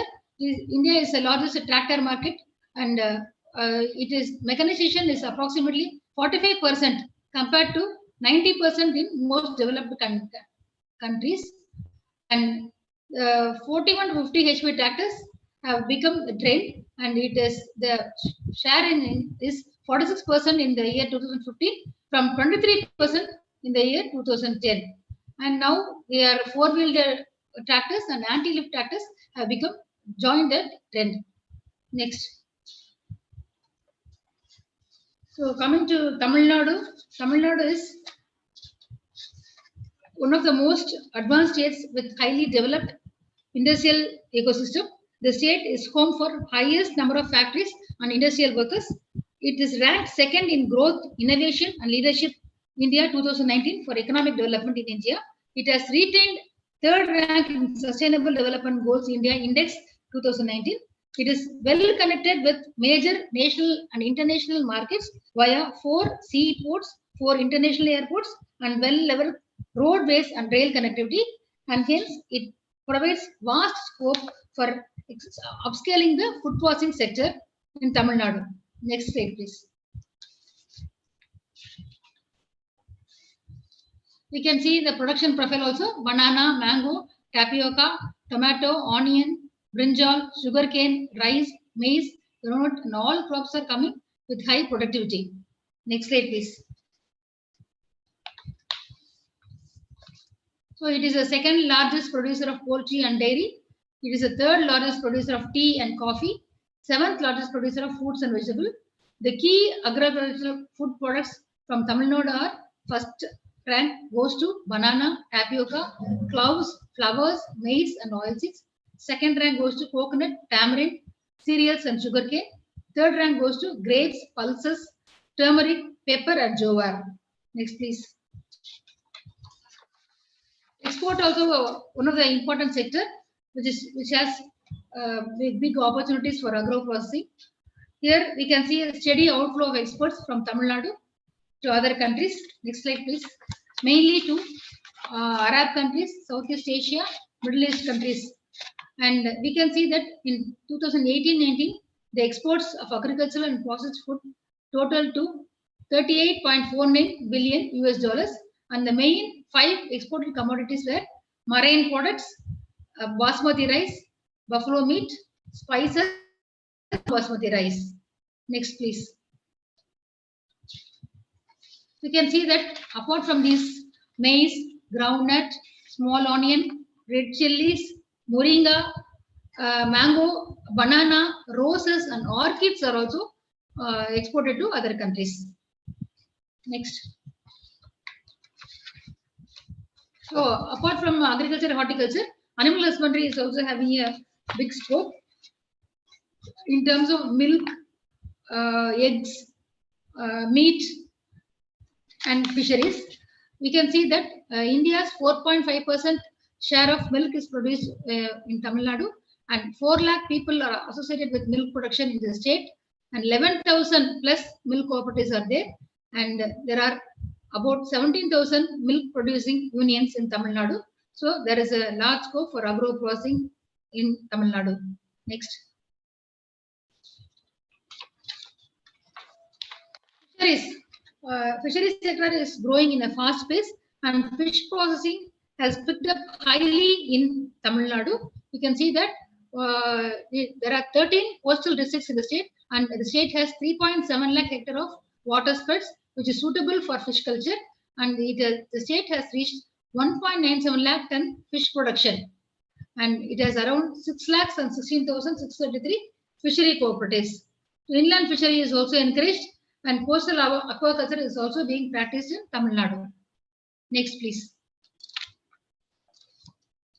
So, coming to the food processing sector, Tamil Nadu is ranked second in registered food processing unit factories, and there are 3 kinds of processing: food processing, primary processing, secondary processing, and tertiary processing. Primary processing involves just cleaning, sorting, grading, refrigerating, chilling, and freezing.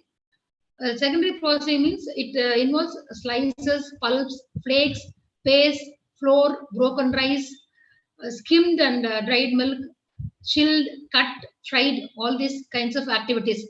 Food processing activities are called secondary processing activities, and tertiary means all ready to eat, ready to serve, or tertiary activities. So there are a lot of scope in all these activities. Even primary processing, any agri processing entrepreneur can take up. Secondary processing also can be done. Next, please. So now everywhere in all the schemes, cluster-based approach is being followed in India and Tamil Nadu. We can see that there are a lot of clusters for each processing, like for Krishnagiri, mango, and Madurai rice, and we have Kadalur fish processing, and Salem there is cold chain for milk, and we have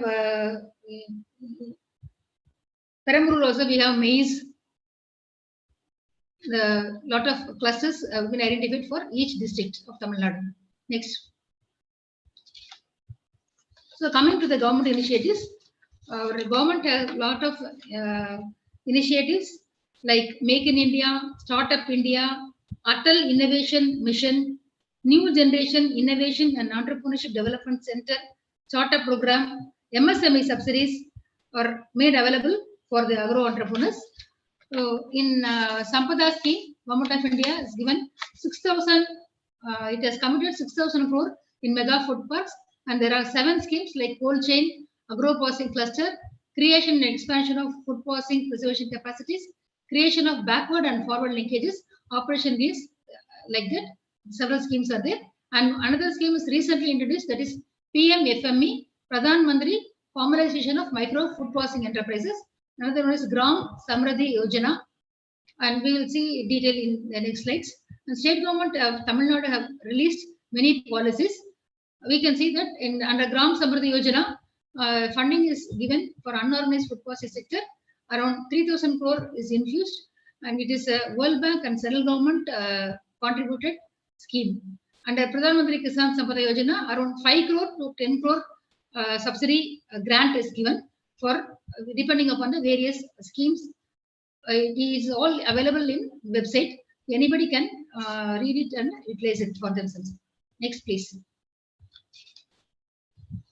Under Pradhan Mantri formalization of micro enterprises, here this is mainly to increase the competitiveness of existing individual micro enterprises, which are very small, which have investment less than 30 lakhs. And here, this support is given for existing upgradation of existing units and also for establishment of new units. And here with the project, the concept is one district, one product. For each district, one product based on the cultivable area and also the processability of the product has to be identified. And the units will be supported with 35% of the project cost or 10 lakhs, maximum 10 lakhs. Here, mainly apart from individual units, farmer producer organizations, self-help groups, and producer cooperatives are also supported.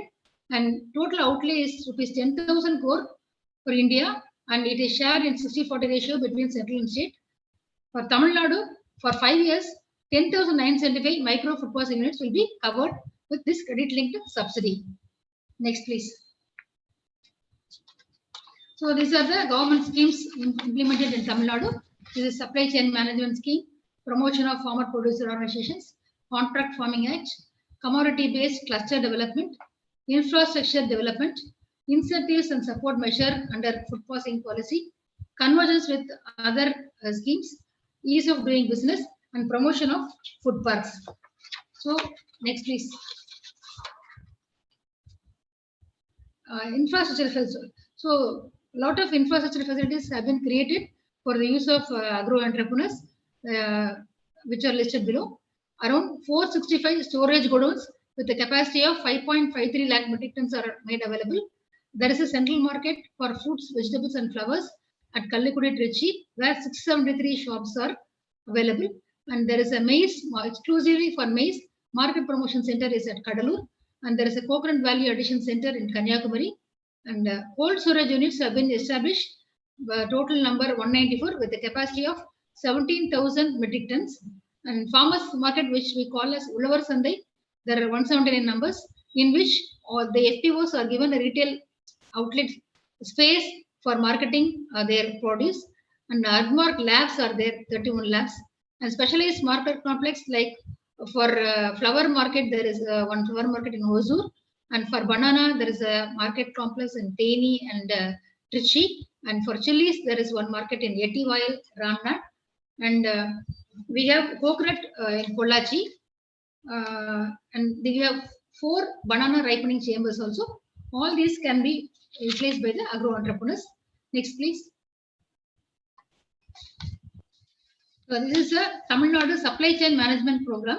This is a flagship program in Tamil Nadu and one of its kind. It has been recognized by Niti Aayog, Government of India. This is implemented in 10 districts, namely Krishnagiri. Next, please, sir. Krishnagiri, Dindigul, Dharmapuri, Teni, Tirunelveli, Thoothukudi, Trichy, Coimbatore, Nilgiris, and Ramnad. Another phase is phase 1. Phase 2 is going to be extended to another 8 districts, and this is meant only for fruits and vegetables, that is perishables. Here, infrastructure facilities like Apida pack houses, individual quick freezing, hot water, individual quick freezing units, hot water treatment units, irradiation unit at the cost of 14 crore is created in Krishnagiri. Cold storage, primary processing centers have been created for the benefit of all the stakeholders. And this is mainly to reduce the post-harvest losses and support the market integration with processors and also consumers. Here, more than 350 buyers are targeted and around 64,000 growers are targeted. We have around 84 PPCs in phase 1 and phase 2, and more than 60 crops are covered. Next, please. We can see that the PPCs are designated with exclusive specific crops. That is, 2 PPCs are earmarked for lemon, 5 PPCs are doing onion primary processing, and 10 primary processing centers are involved in banana, and 6 primary processing centers are earmarked for root vegetables, and especially in Nilgiris, and 2 PPCs are doing primary processing in coconut, and another 2 PPCs are doing This chilies, red chilies, Mundu chilies. Ramnad is famous for Mundu chilies, and these PPCs are established in Ramnad. And processing and packaging is done for tamarind by 3 PPCs, and moringa is concentrated in 3 PPCs. Next, please. So, we coming to a farmer producer organization. This has been already covered by Dr. Dravyam sir. Anyhow, about Tamil Nadu, I just want to highlight a few points. FPOs are corporate bodies created for empowering the farmers into agro entrepreneurs to increase their power in the market by leveraging the volume of produce, reduce the risk, and move up in the value chain. There are around 7,234 FPOs nationwide. In Tamil Nadu, around 700 FPOs are existing, and out of which 319 from FPOs are promoted by state government, that is through PNSFAC. These FPOs are involved in procurement and marketing of grains, fruits, vegetables, coconut, chilies, and cattle feed, and value addition activities like oil, flour, pulses, and millet processing are also taken up by these FPOs. Input trade also being done by FPOs. For the members, they buy inputs and they share the inputs. They're doing export of vegetables, banana, and flowers. Apart from this, sale of groceries, chilies, cattle feed, poultry, and milk products. I would like to flag here our FPOs are involved in during this COVID-19 pandemic period. During April and May, they were involved in marketing of vegetables in streets through mobile van, and they were doing very fine, and it was appreciated by our government. Next, please. So the government gives support to FPOs in the following various forms, like for mobilization and capacity building, they are being supported. Business facilitation support is being offered for value addition and business development, and also for marketing. Infrastructure support is given for creation of common service center and for aggregation of produce.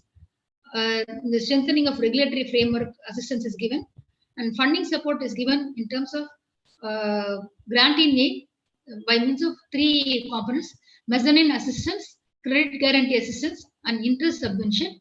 These are all given in the farmer producer organization policy. It was unveiled by the Honorable Chief Minister. Next is other special exemptions are invoked for the FPCs through convergence of different schemes of the government. Next, please. So this is a Contract Farming Act. This is a very good initiative for farmers, where farmers are empowered to engage with agri-business firms, processors, wholesalers, exporters for farm services and sale of farm produce at a mutually agreed remunerative price. Here, the price will be fixed, and the risk is reduced for the farmers and gives opportunities for the purchaser for planning and organizing his business. Next, please.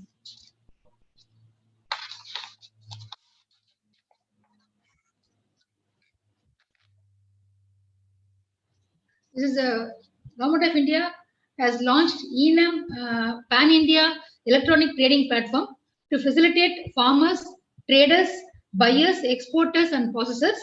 Facilities like assaying and related infrastructure are provided to fetch competitive and better price to the farmers. Next, please. One more scheme is Integrated Agribusiness Complex. Here, by establishment of such facility, we are bringing in together farmers, processors, and retailers to ensure maximum value addition and minimizing wastage and increasing farmers' income. This is simply just one-stop shop for farmers and other stakeholders, where the auction shops, input sale shops, retail shops, and custom hiring centers will be established for the benefit of the stakeholders. Next, please. Next is food parks. Here, Government of Tamil Nadu is promoting 7 food parks in an area of 10 acres at Theni, Dindigul, Krishnagiri, Salem, Kadalur, Tiruvannamalai, and Madurai districts. And here, the food parks are established under Sampada scheme, under Agro processing cluster scheme. we have availed the grant from the Government of India Ministry of Food Processing Industry Scheme, and one mega food park will be established in Tirunelveli at Gangekonda in 50 acres land. Here, the government will take up establishment of core infrastructure like cold storage, warehouse, sorting, packing facilities, and pre-cooling chambers, IQF, etc. Besides common infrastructure, and the plots will be given to food processing investors who will be invited to set up food processing units in the food parks. This is also a flagship scheme which is under progress. Next, please. Now, exclusive food processing policy has been evolved for Tamil Nadu, mainly to reduce the wastage, increase the value addition, and ensure better availability of affordable quality food product to the consumers. The vision is to steer Tamil Nadu as a premier food processing hub of India by harnessing its production strength, deep industrial culture, skilled manpower, favorable agroclimatic conditions, and excellent connectivity, and also to capitalize on rich and diverse food production base of the state and to provide fillip to the structure. Next, please. Here, a lot of incentives are given to the agro-processing investors. Anybody who invests between 10 crore to 100 crore in food processing industry can avail this opportunity.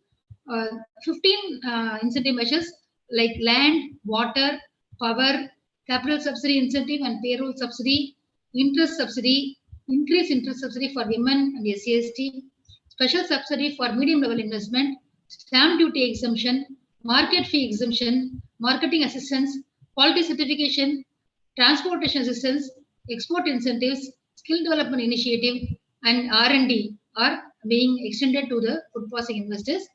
Out of these 15, capital subsidy, interest subsidy, and special subsidy for medium level investment and marketing assistance are directly given from Department of Agriculture, Marketing and Agribusiness with the Commission of Agriculture, Power of Commercial Agriculture. There is a separate committee for this, and any agro-processing investor can avail this opportunity. Next, please.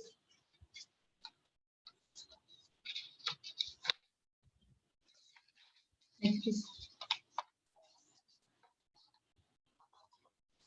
And there is a large scope for scope and potential for technology and automation in food processing handling equipment market.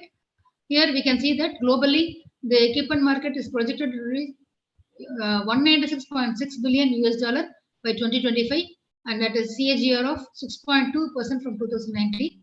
And it's observed that Asia Pacific is projected to be the fastest growing region in the food processing and handling equipment market in 2019, with China and India contributing to the growth of the food and beverage and consumer product industries. Automation is the future of this sector, and further automation will not replace people, but it will improve the skilled workers, and it's to keep up with the change. Next, please. So there are these are the opportunities for investment in Tamil Nadu: beverages, meat and poultry processing, fruits, vegetables and spices, food and agri-business parks, export-oriented processing, post-harvest technology and management units, that is primary and secondary processing, solar application in agriculture and processing machineries, micro and small industry applications, processing machineries and equipment, solar dryers. Different fields are always, it's a ocean of opportunities, and all the students can think about it and proceed. The government is giving a lot of help, and there is a knowledge support center in the department for this purpose. Apart from this, guidance bureau is also there in this department, who will guide the budding entrepreneurs. Next, please. So, by progressive policies, fiscal incentives, and enabling a regulatory environment, the Indian market size for food is expected to reach $544 billion by 2021. And India's e-commerce revenue, which has become a trend now, e-commerce has become, it's growing like anything. And here it is expected to jump from $39 billion in 2017 to $120 billion in 2020, and growing in the annual rate of 51%, which is the highest in the world. So with the emergence of e-commerce, the retail segment is also further evolving, And online grocery is expected to grow to $17.39 billion by 2022 due to its fast-paced urbanization.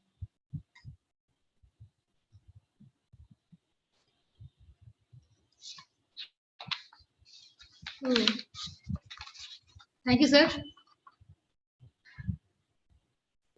Thank you so much, ma'am. Thank you so much, ma'am. It was a very detailed presentation and about how the government is there and how important it is there, and a lot of NGOs, they will hope they can get in touch with you, and they can see how they can make use of the government as well. And without the government, I think it is not possible to grow forward, ma'am. So thank you so much, ma'am, for taking out your precious time on behalf of VYK and OISCA. We thank you so much, ma'am. So Thank before you so much. we, yeah, thank you so much, ma'am. So before we head to the final part of the program, which is the question answer and the vote of thanks, I would just want to share with all the participants that VYK is organizing one more webinar, which is on the 27th. Anandji, if you can just share the details of that webinar. Anandji.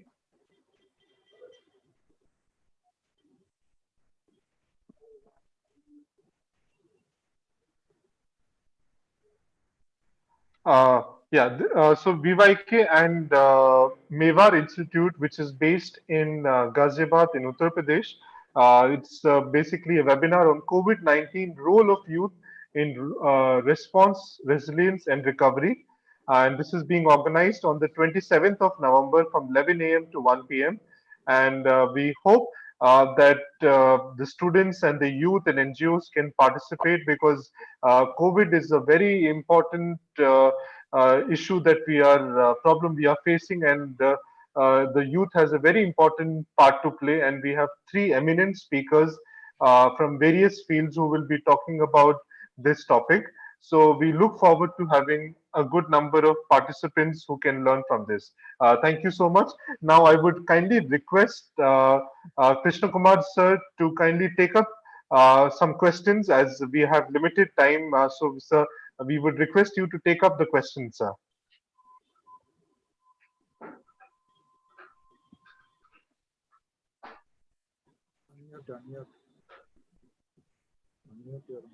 Sir, if you can just unmute yourself. Krishna Kumar, sir, we are not able to hear you. Microphone not working. So your microphone is not working, sir. Now, hello. Yeah, perfect, Hello. sir. Yeah, perfect, sir.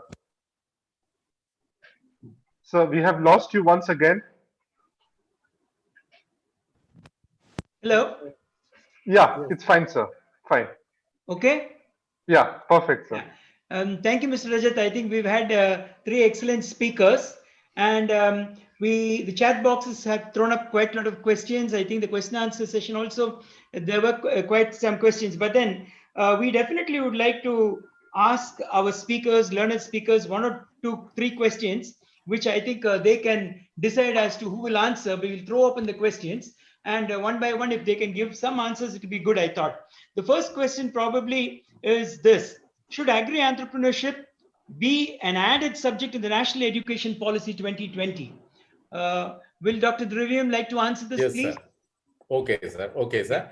Sir, really, this is a good subject that has to be added because many times students are exposed to the technical aspects, but as a management aspect, this will definitely help them to take up this program, because now unemployment is a major emerging problem. So students have to be groomed. Even I think even at the high school level, this should be started slowly, so that they can develop these skills, and this should be definitely added, sir.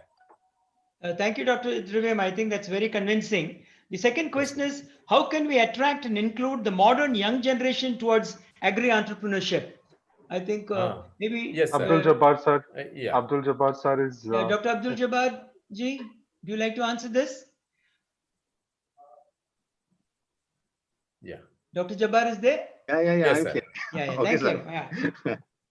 Yeah. Sir, to bring back to bring back our youth to agriculture, the image of the Indian farmer should be high.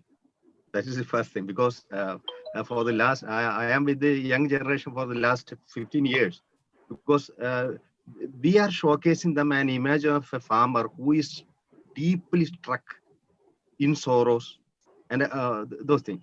First, the image of a farmer should be something promising for them. The second thing, the technologies we are giving for them should be intellectually stimulating for them, because there should be a particular package of technology specifically suited for youngsters.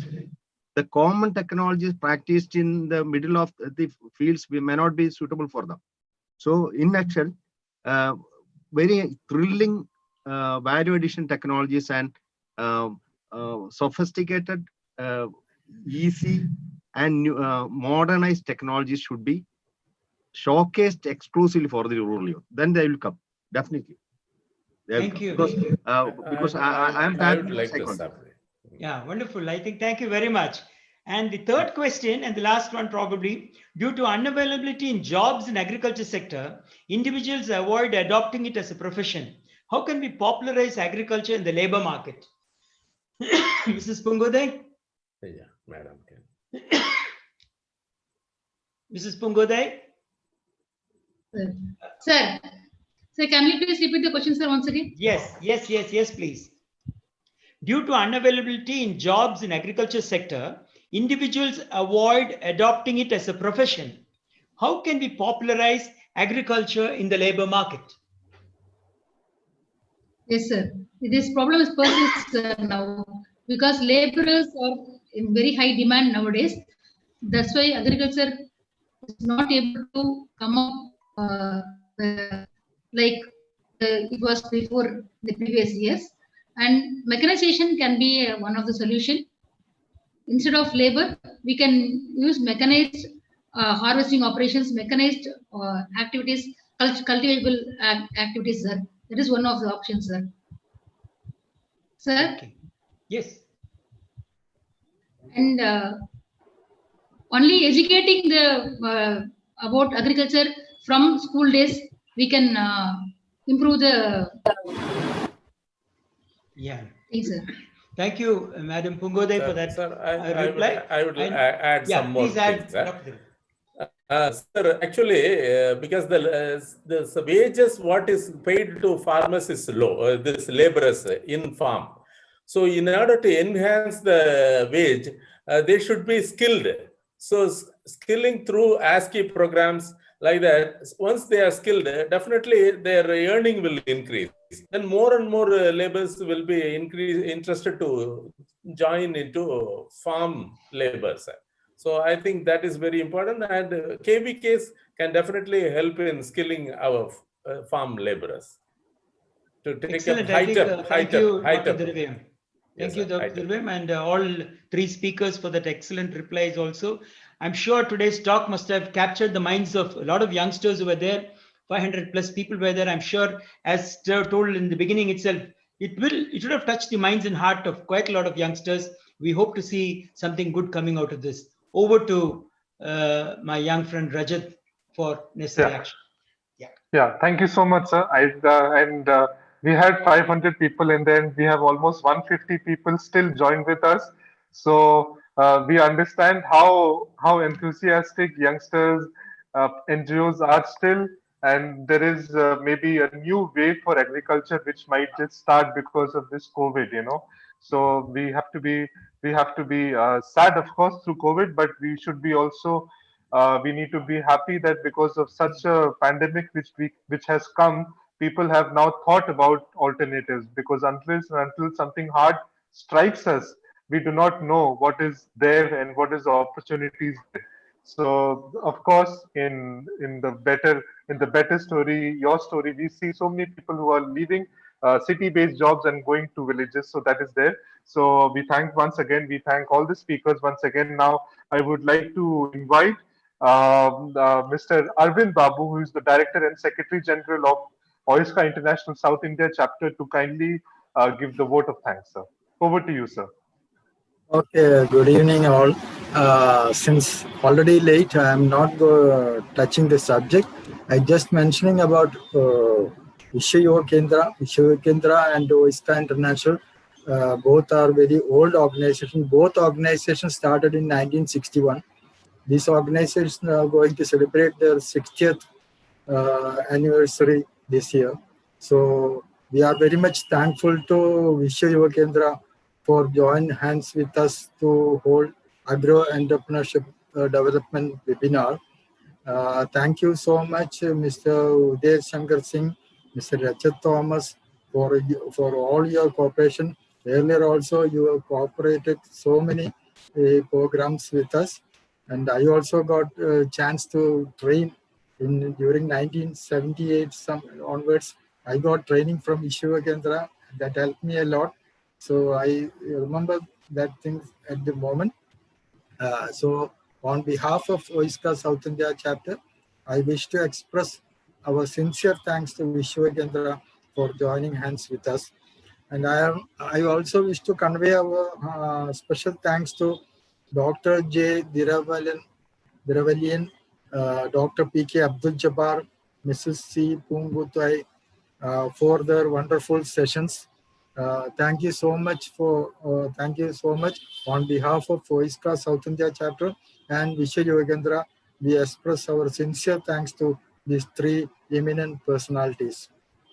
Thank you, our most respected Dr. N. Krishna Kumar, President OISCA South India chapter, Mr. Uday Shankar Singh, Mr. Rachat Thomas, and all participants and Vishwa Kendra staff for helping us to hold this event so much well-attended webinar. So once again, from our bottom of our heart, we express our sincere thanks to Vishwa Kendra and all participants. Thank you all. Thank you so much. Thank you all. We will be sharing with the certificates at the earliest and to all the participants, so you may kindly receive it at the earliest. Thank you, everybody. Thank you. Thank you all, the Oiskins, and thank you, Thank you DYK so team. much. Thank you. Thank you, sir. Thank you to you all. Thank you. Yeah, please. Thank you, sir. Madam Thank you, sir. Pungoday, thank you very much. Thank you, sir. Yeah. Thank you, So sir. nice of you all. Thank you so much. Thank you. Thank you. Thank you, sir. Thank you, sir. Bob Bye. sir, We are thank too you. grateful. Yeah, We are great. too grateful to you all. Thank you. Okay, Thank sir. you.